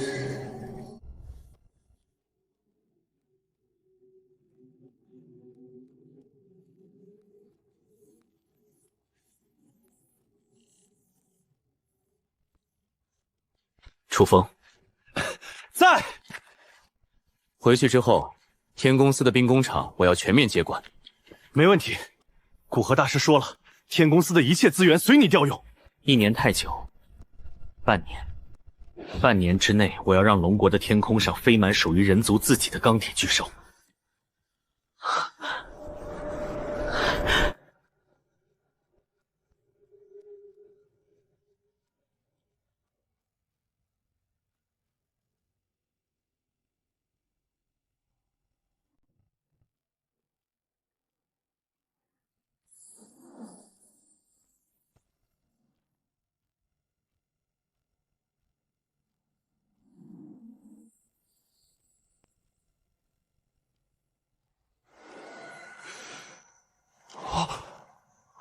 家伙，这种合金叫暗奇金，紫灵族的特产，硬度极高，重量极轻，而且天然嵌合精神力。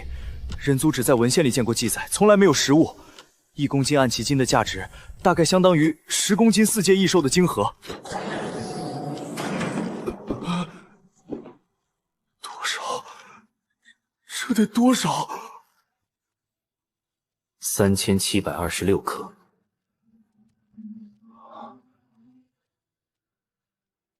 这些灵魂晶石足够铸造上百座精神信号塔。如果让他们得逞，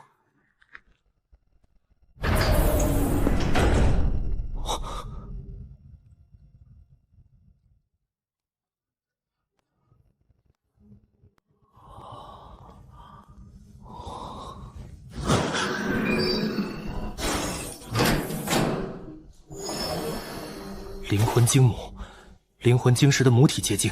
这是什么？蕴含极度纯净且浓缩的精神力本源，可以快速帮助精神念师提升境界用的。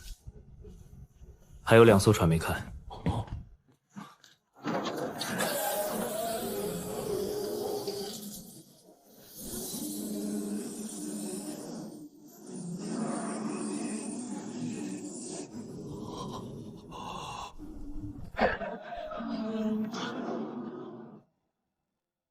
回去有的忙了。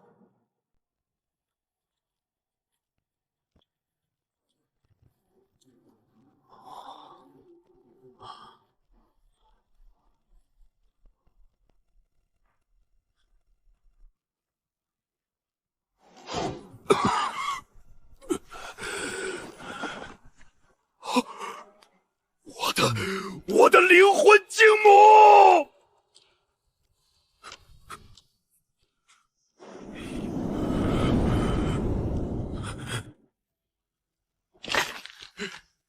沈天，知不知道你做了什么？灵族是来和平进驻的，这是上面批准的，你竟敢对他们动手！你杀了1万多人，紫灵族会报复的，天域府根本挡不住，你毁了一切，上面绝对不会放过你，龙京那些大人物一定会把你碎尸万段的。差点把你给忘了。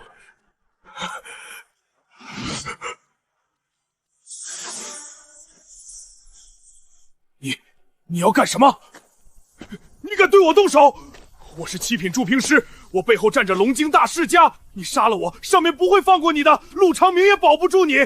你竟然对我出手，简直是狗胆包天！秦真山，秦真山，你快拦住他，他疯了，他要杀我！赤霄，赤霄，你是贪狼，你不能眼睁睁看着他滥杀无辜。我是人族。周旋，周旋，你是巡查使，你有监察之权，快阻止他，这是违法的。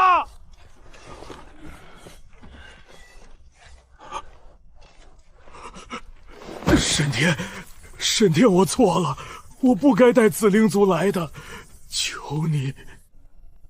你错了，你最大的错误不是带紫灵族来，是你站错了位置。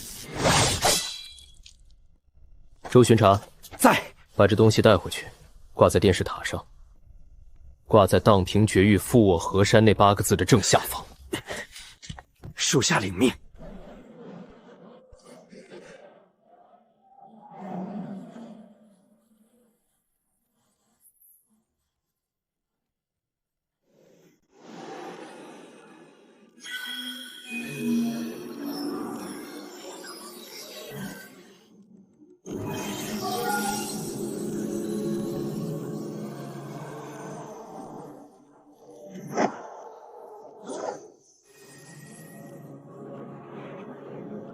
原来是他，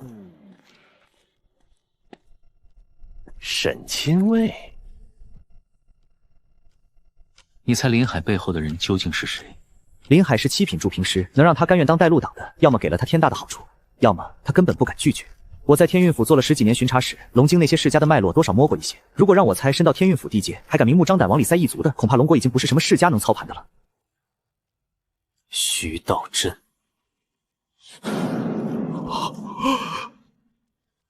沈清卫说的可是天书局3天柱之一的徐道真？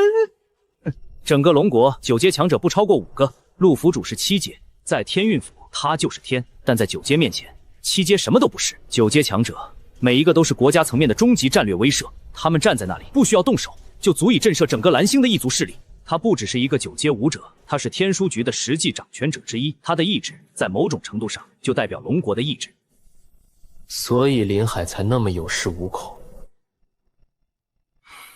9阶很强，天书局很大，徐道真很可怕，但你漏说了一件事，他先动的手。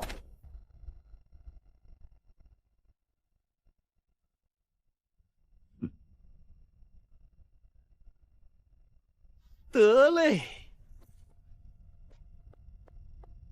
如果沈天真的把徐道真扳倒了呢？那自己算什么？从龙之臣，开国元勋，周旋的名字，后人提起这段历史，会不会说一句，当年跟在沈天身边的那个巡查官也是个人物？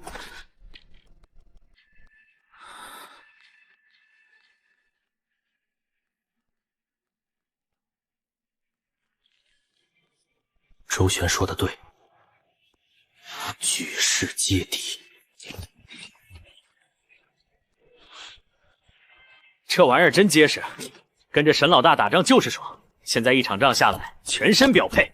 这弓的韧性起码是我那把旧弓的5倍。看不懂，不过不重要，能射死东西就行。啊，你说沈老大下一仗打谁？打谁都行。就是，反正跟着他就对了。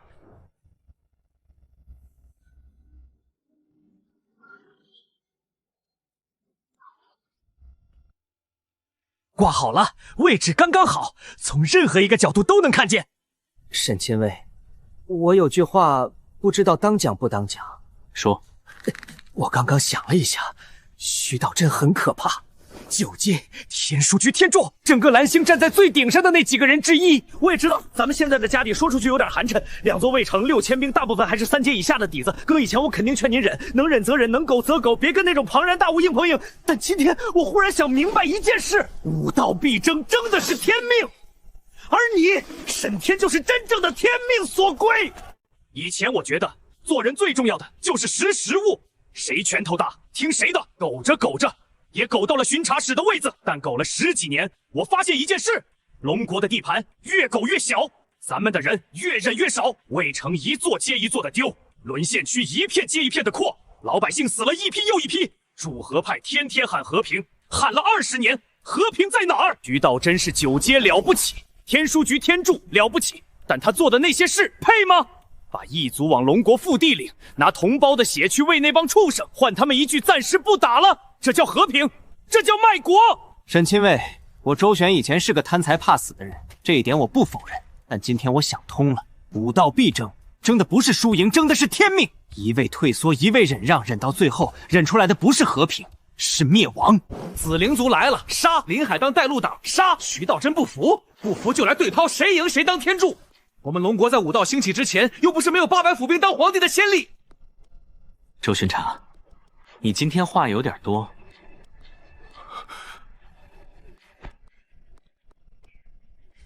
但说的不错。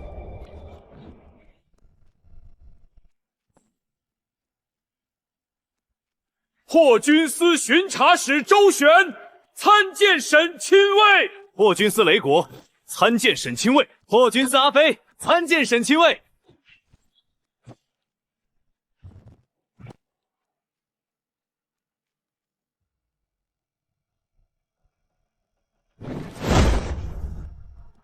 参见沈亲卫。诸位，今日之后，天运府的地界上再无异族立锥之地，不服的让他来。尸体全部就地处理，一具不留，一把火烧干净吧。明白。赤霄前辈留下协助秦叔，方圆50里地毯式排查，不留活口。放心，一只蚂蚁都爬不出去。周巡查，楚风，跟我走。紫灵族的飞船有他们的禁制，一般外人用不了。但沈天不是外人，他获取了紫灵族完整的记忆。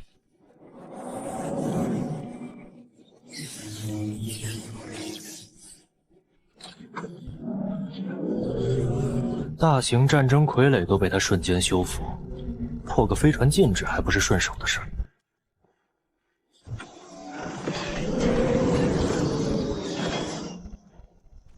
紫灵族的飞船可以自动驾驶，设定好目的地，其他的不用管。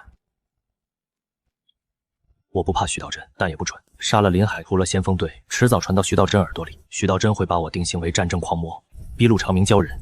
九阶强者想杀人不需要理由，这就是最坏局面。必须在徐道真动手前把基本盘夯实。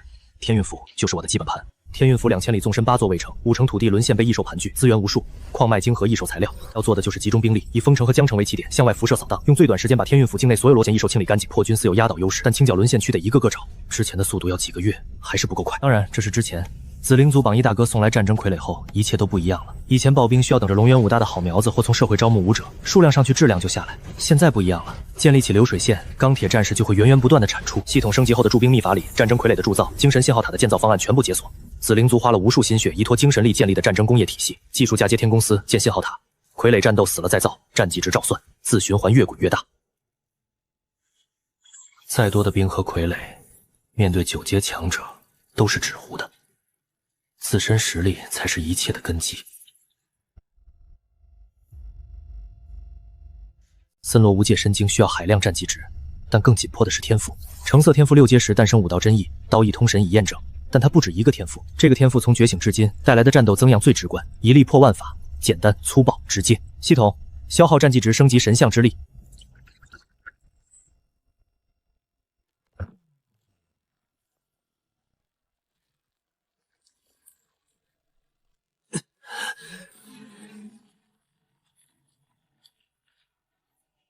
太古神像血脉彻底唤醒，肉身正在超越凡间极限。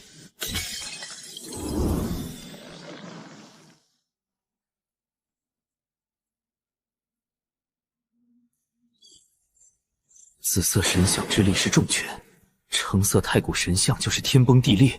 重色词条有了，但武道真意迟迟未领悟，力量充斥着每寸肌肉骨骼，但那股力量是散的，没有意，有力无意，就像一头蛮牛，力气再大也只是蛮力。森罗无间真经是承载多种真意的容器，入门级装刀意和雷意已是极限，容量不够。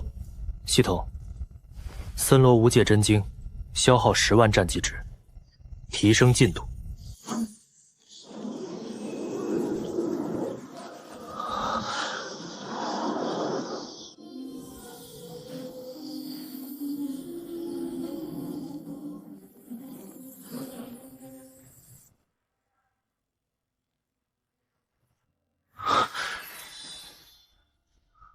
之前的力量像山洪爆发，爆发力惊人，但终归是散的，打出去就没了。现在力量变成了质，无形而有质，独立于肉体之外的实质化存在。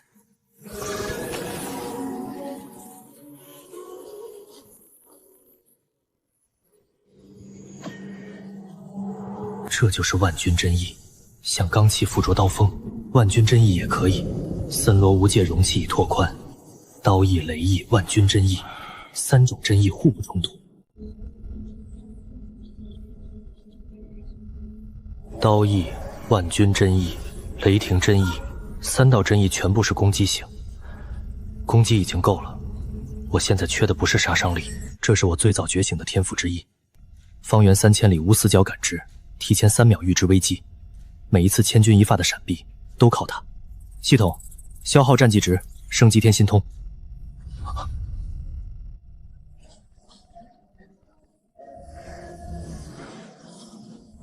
3万米，比之前的天心通扩大了整整10倍，而且不受物理屏障限制。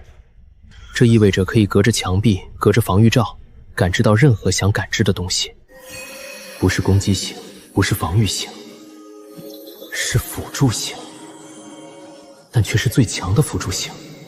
有了它，敌人的结构、弱点、破绽，全部一目了然。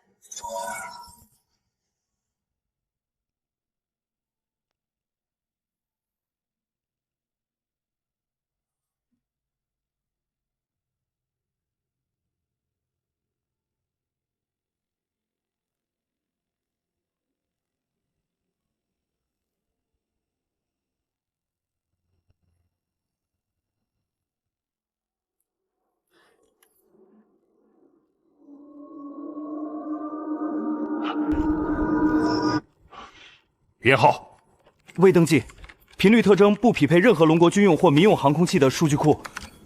调出光学成像。敌袭，1级战斗警报，所有人员进入战斗岗位。西南方向3艘紫灵族重型运输飞船，距天幕外层边界47公里，预计3分钟后抵达。呼叫铁鹰中队，全体起飞，拦截目标。快接通府主专线！我说接通府主专线！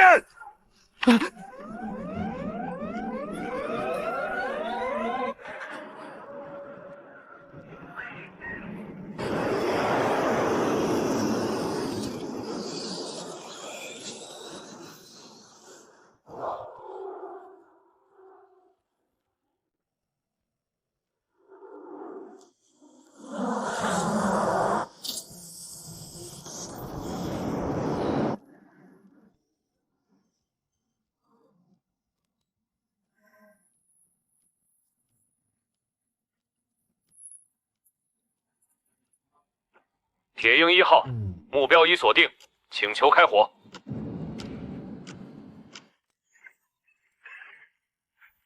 收到，铁鹰1号，确认目标为敌方运输舰。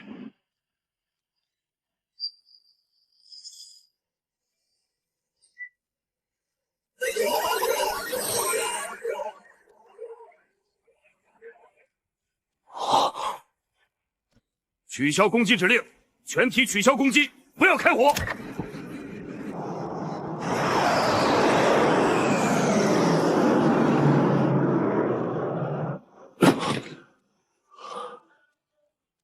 好悬，差1秒就朝天运府未来继承人的座驾开炮了。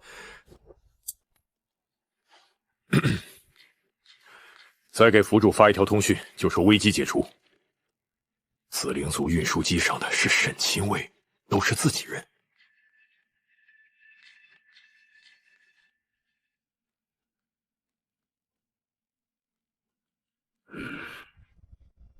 最大的麻烦不是紫灵族，是龙晶。哼，不是跳脚那么简单。林海是7品驻兵师。满？怎么满？林海出发之前，龙晶一定打过招呼。林海不能活，紫灵族的人也不能活，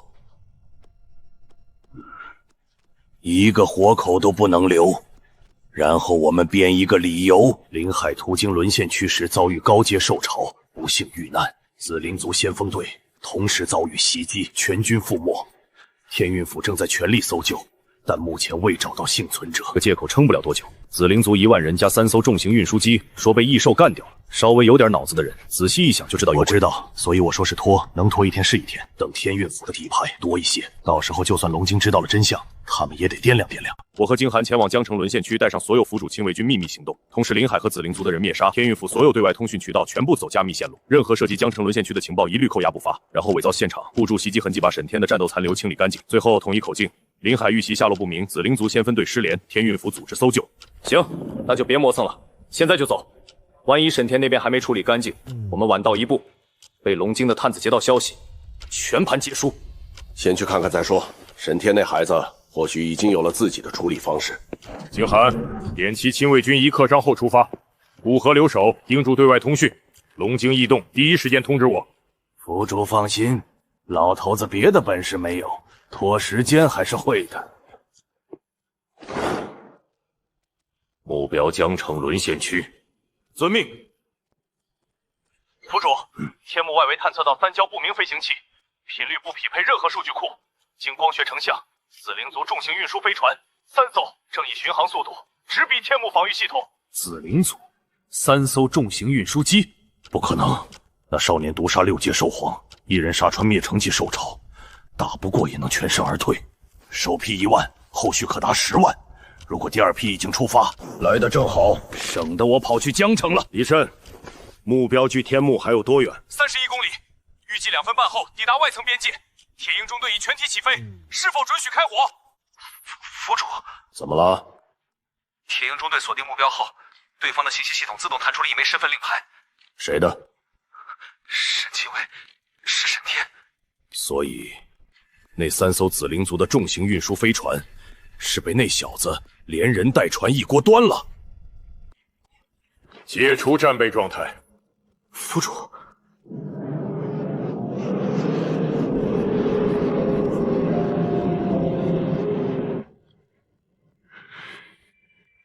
这小子何止是有了处理方式，他把锅碗瓢盆连菜带刀全给端回来了。通知天宫司停机坪，准备迎接禁卫军解除战备，改为仪仗列队。遵命。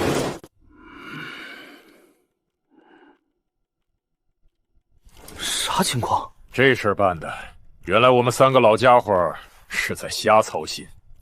3个天运府的顶梁柱在密室里密谋半天，全是废棋。沈天根本不需要我们。行了行了，别在这杵着了。1万禁卫军大半夜全副武装站在大厅里，跟唱打戏似的。解散吧，让弟兄们回去睡觉。全体解散。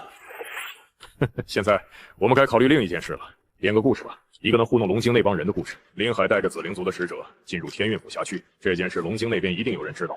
飞船好解决，拆外壳灵纹重新喷涂，编入3天内就是我们的。飞船能处理，但人呢？12000条命加一个7品驻兵师，这些人总得有个去处。黑渊裂谷、6阶异兽、栖息地、常年灰雾，信号全屏蔽，卫星都拍不到。林海带紫灵族途经黑渊裂谷，遭遇灰雾失联，搜救队已派出，信号全断，但无幸存者。灰雾是公认禁区，10万人走进去，全军覆没也不稀奇。7阶强者都不敢轻易踏入灰雾深处，尸体残骸全推给灰雾。龙京敢查就自己进灰雾找。核心不是骗过龙京，是让他们无法证伪。可以怀疑猜测，没证据就只是失联。不愧是坐镇天运府多年的府主，比燕京寒那个莽夫强多了。这就是我们要拖出来的时间。定了，古河负责封口统一口井，对外只一个版本。灰雾失联，正在搜救。京寒处理物证，那3艘飞船天亮前改头换面，战场痕迹沈天的人清理干净。折腾大半夜，结果最忙的是我们3个老东西，最闲的是那个闯祸的小兔崽子。年轻人嘛，惹完了祸，拍拍屁股就走。擦屁股的活永远是老头子的。让他闹吧，他每闹一次，天运府的版图就大一圈。这种屁股，我擦得心甘情愿。原来如此。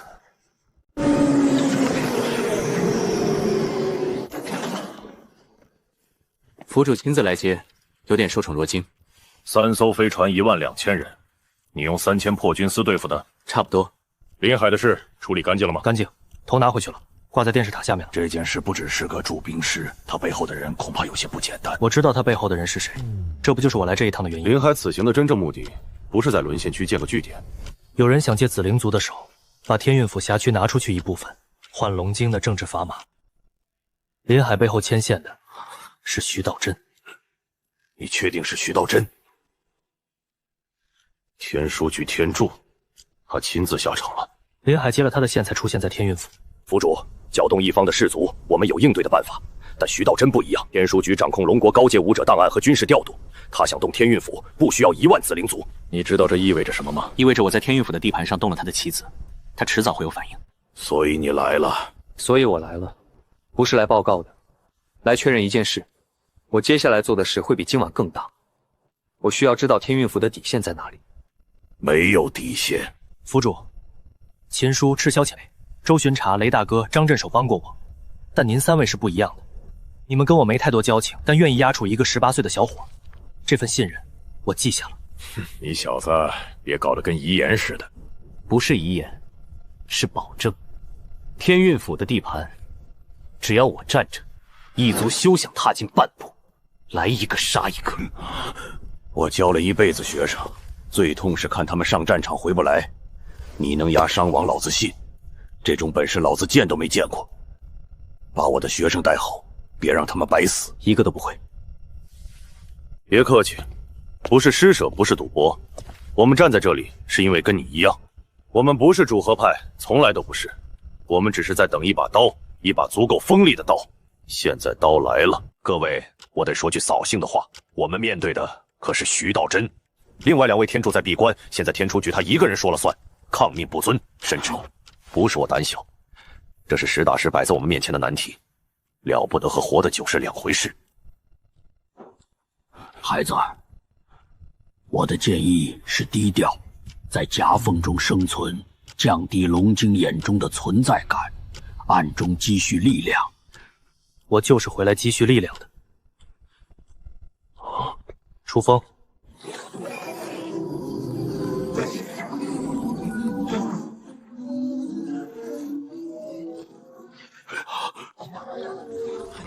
别紧张，是楚风在操控。这是战争傀儡，正是紫灵族的制式武器。3艘飞船里，能组装的零件够拼出几百台各型号的。就算有几百台，能发挥的作用也十分有限。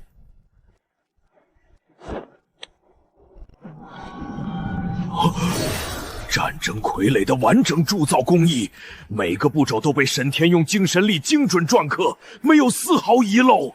用机器代替士兵，不需要用人命填沦陷区。这，古河老头，你没事吧？还有这个，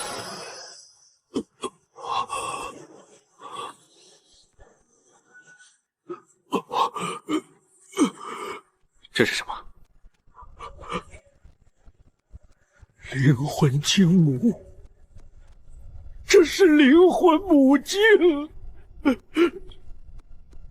把人族的铸兵秘法推陈出新，发扬光大，这是每一个铸兵师的终极梦想。紫灵族的技术就相当于把铸兵秘法创造出了新好东西。古河大师等了一辈子，等的就是这个。技术交到他手里，比放在自己这里有用100倍。灵魂精母，什么东西？灵魂精母，传说中一整条灵魂晶石矿脉只能诞生出1颗的绝世珍宝。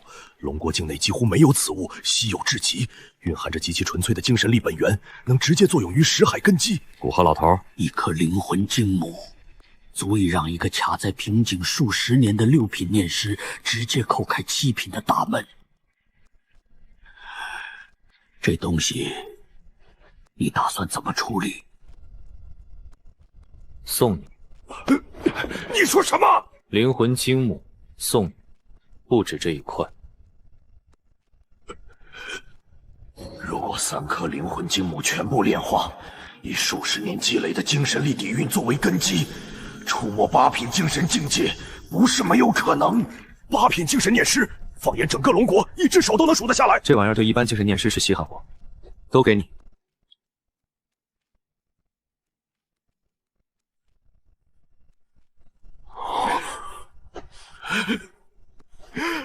不就是虚道阵吗？干他娘的！什么龙晶天书局，老子直接用战争傀儡给他推平了！好你个古河老头，刚才还跟个老妈子似的叨叨什么低调发育。以前我是6品，自然要惜命。现在我有了摸到8品的可能，9品未尝不可。老夫带着500台傀儡，直接踏平龙境。停！古河大师，注意分寸。老夫方才有些失态了，这不能怪老夫。如此诱惑放在面前，龙国哪一个精神念师来了都得迷糊。你可不只是有些失态，你简直是原形毕露。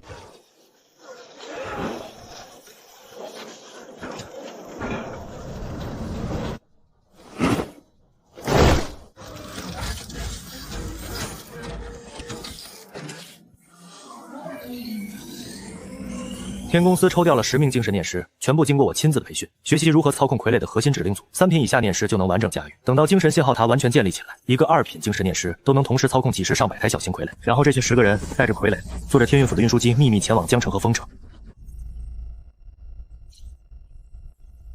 报告沈司长，所有精神信号塔已经按照您的要求调试完毕。开始。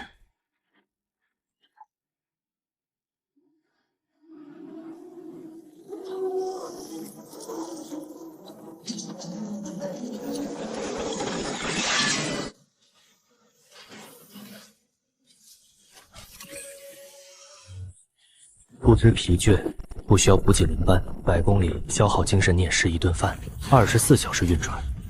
有多少矿区不使多少台，资源拉回来就投入生产，造更多傀儡收集资源。沦陷区是宝地，资源无数。有了傀儡，这些资源能很快开采投入生产。半个时辰，已经堆出了几个矿工干3天的量。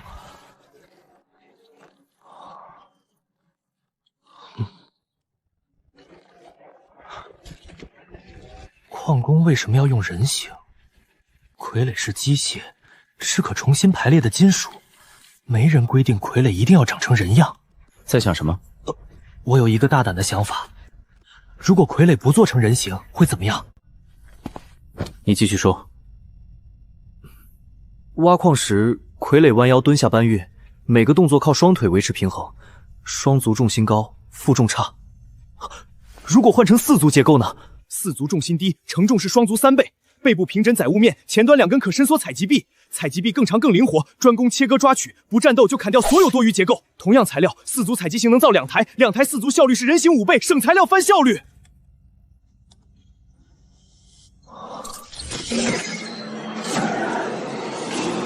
楚风枕凭挖矿灵感就摸到这条路，这小子真是人才。果然走到哪儿，最重要的都是人才。格局打开，你刚说的是采矿，把这思路用到战场上呢？高级战场有武者，傀儡替代不了，但它能批量生产。如果我们把制造战争傀儡的成本降到足够低，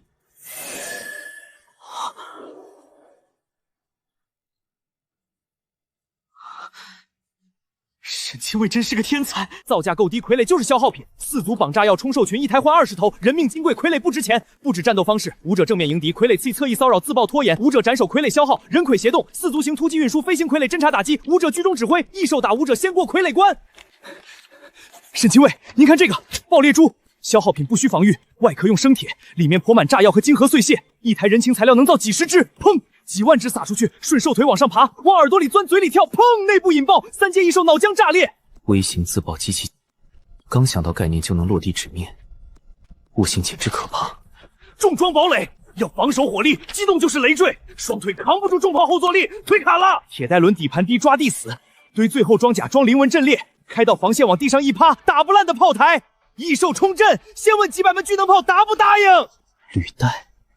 楚风竟然连履带式坦克的雏形都搞出来了。天上也可以有毒蜂，指甲盖大小微型傀儡，装麻痹毒素腐蚀酸液，几万只毒蜂成树云，扑异兽眼睛鼻腔伤口，泼一点皮毒素打进去，兽王变瞎子摊子。紫灵族只想造更强单体傀儡，战争是效率，是成本不择手段的战绩。天才，这些图纸上的东西能造出来吗？能。从今天起需要什么跟我说。矿脉每天送原材料，人手不够，驻兵师亲卫军随你调。放手去干！真是低山臭水，不是高山流水觅知音。爆裂珠、重装堡垒、毒蜂，1个下午，这小子把军事科技3个方向全摸到了门槛。假以时日，天运府的战争工业会因他改变。怎么了？说。禀天柱大人，关于临海大师及紫灵族使团失联一事已经有结果了。天运局传迷绝密公函，1个月前，江城南部沦陷区爆发史无前例大规模灰雾潮。临海与紫灵族使团深入沦陷区勘探，遭遇灰雾磁场迷失方向，撤退途经黑渊裂谷遭怪物袭击。天运府接求救后，陆长阁亲率亲卫师救援，灰雾浓度过高，救援受阻，最终使团全军覆没，无一生还，连临海大师的尸骨都没能抢夺回来。灰雾潮、黑渊裂谷，12000精锐加7阶念师发不出求救信号，精神之火克灰雾。全军覆没，这叫灭口。好一个天运府，好一个陆长明，劣质遮羞布。陆长明想告诉我，天书局的手伸不进天运府，伸进去就得死。哪怕是7阶大师，哪怕是1万1族，在天运府的地界上说没就没了。大人，要不要出动天书暗卫去江城实地勘察？勘察什么？1个月足够陆长明把现场清理干净。查出蛛丝马迹也定不了封疆大员的罪。那紫灵族那边该如何交代？紫灵族的高层已经向龙京发出了3次严厉的秩序。紫灵族是一把好用的刀，主和派需要这把刀来牵制主战的。把天运府的密函原封不动的发给紫灵族。可陆长明手握重兵，镇守南疆，如果紫灵族借机发难，一手入侵的话，龙京也会受到震动。你是在教我做事？属下不敢。陆长明是一方诸侯，动不了。听说陆长明手底下有个叫沈天的年轻人，陆长明打算以后把府主的位子传给他，就拿他开刀吧。给你们一个任务，去一趟江城。请天主大人示下。你们名义是龙京联合搜救组，带紫灵族智询去天运府寻失踪使团，到江城找沈天带你们进黑渊裂谷。陆长明扯了谎就得演下去。龙晶协助搜救，他拒绝不了。进了灰雾之后呢？灰雾能屏蔽信号，吞噬痕迹。陆长明说林海死在灰雾里，死无对证。那如果他最心疼的接班人也不小心在灰雾里遇到了怪物，尸骨无存啊！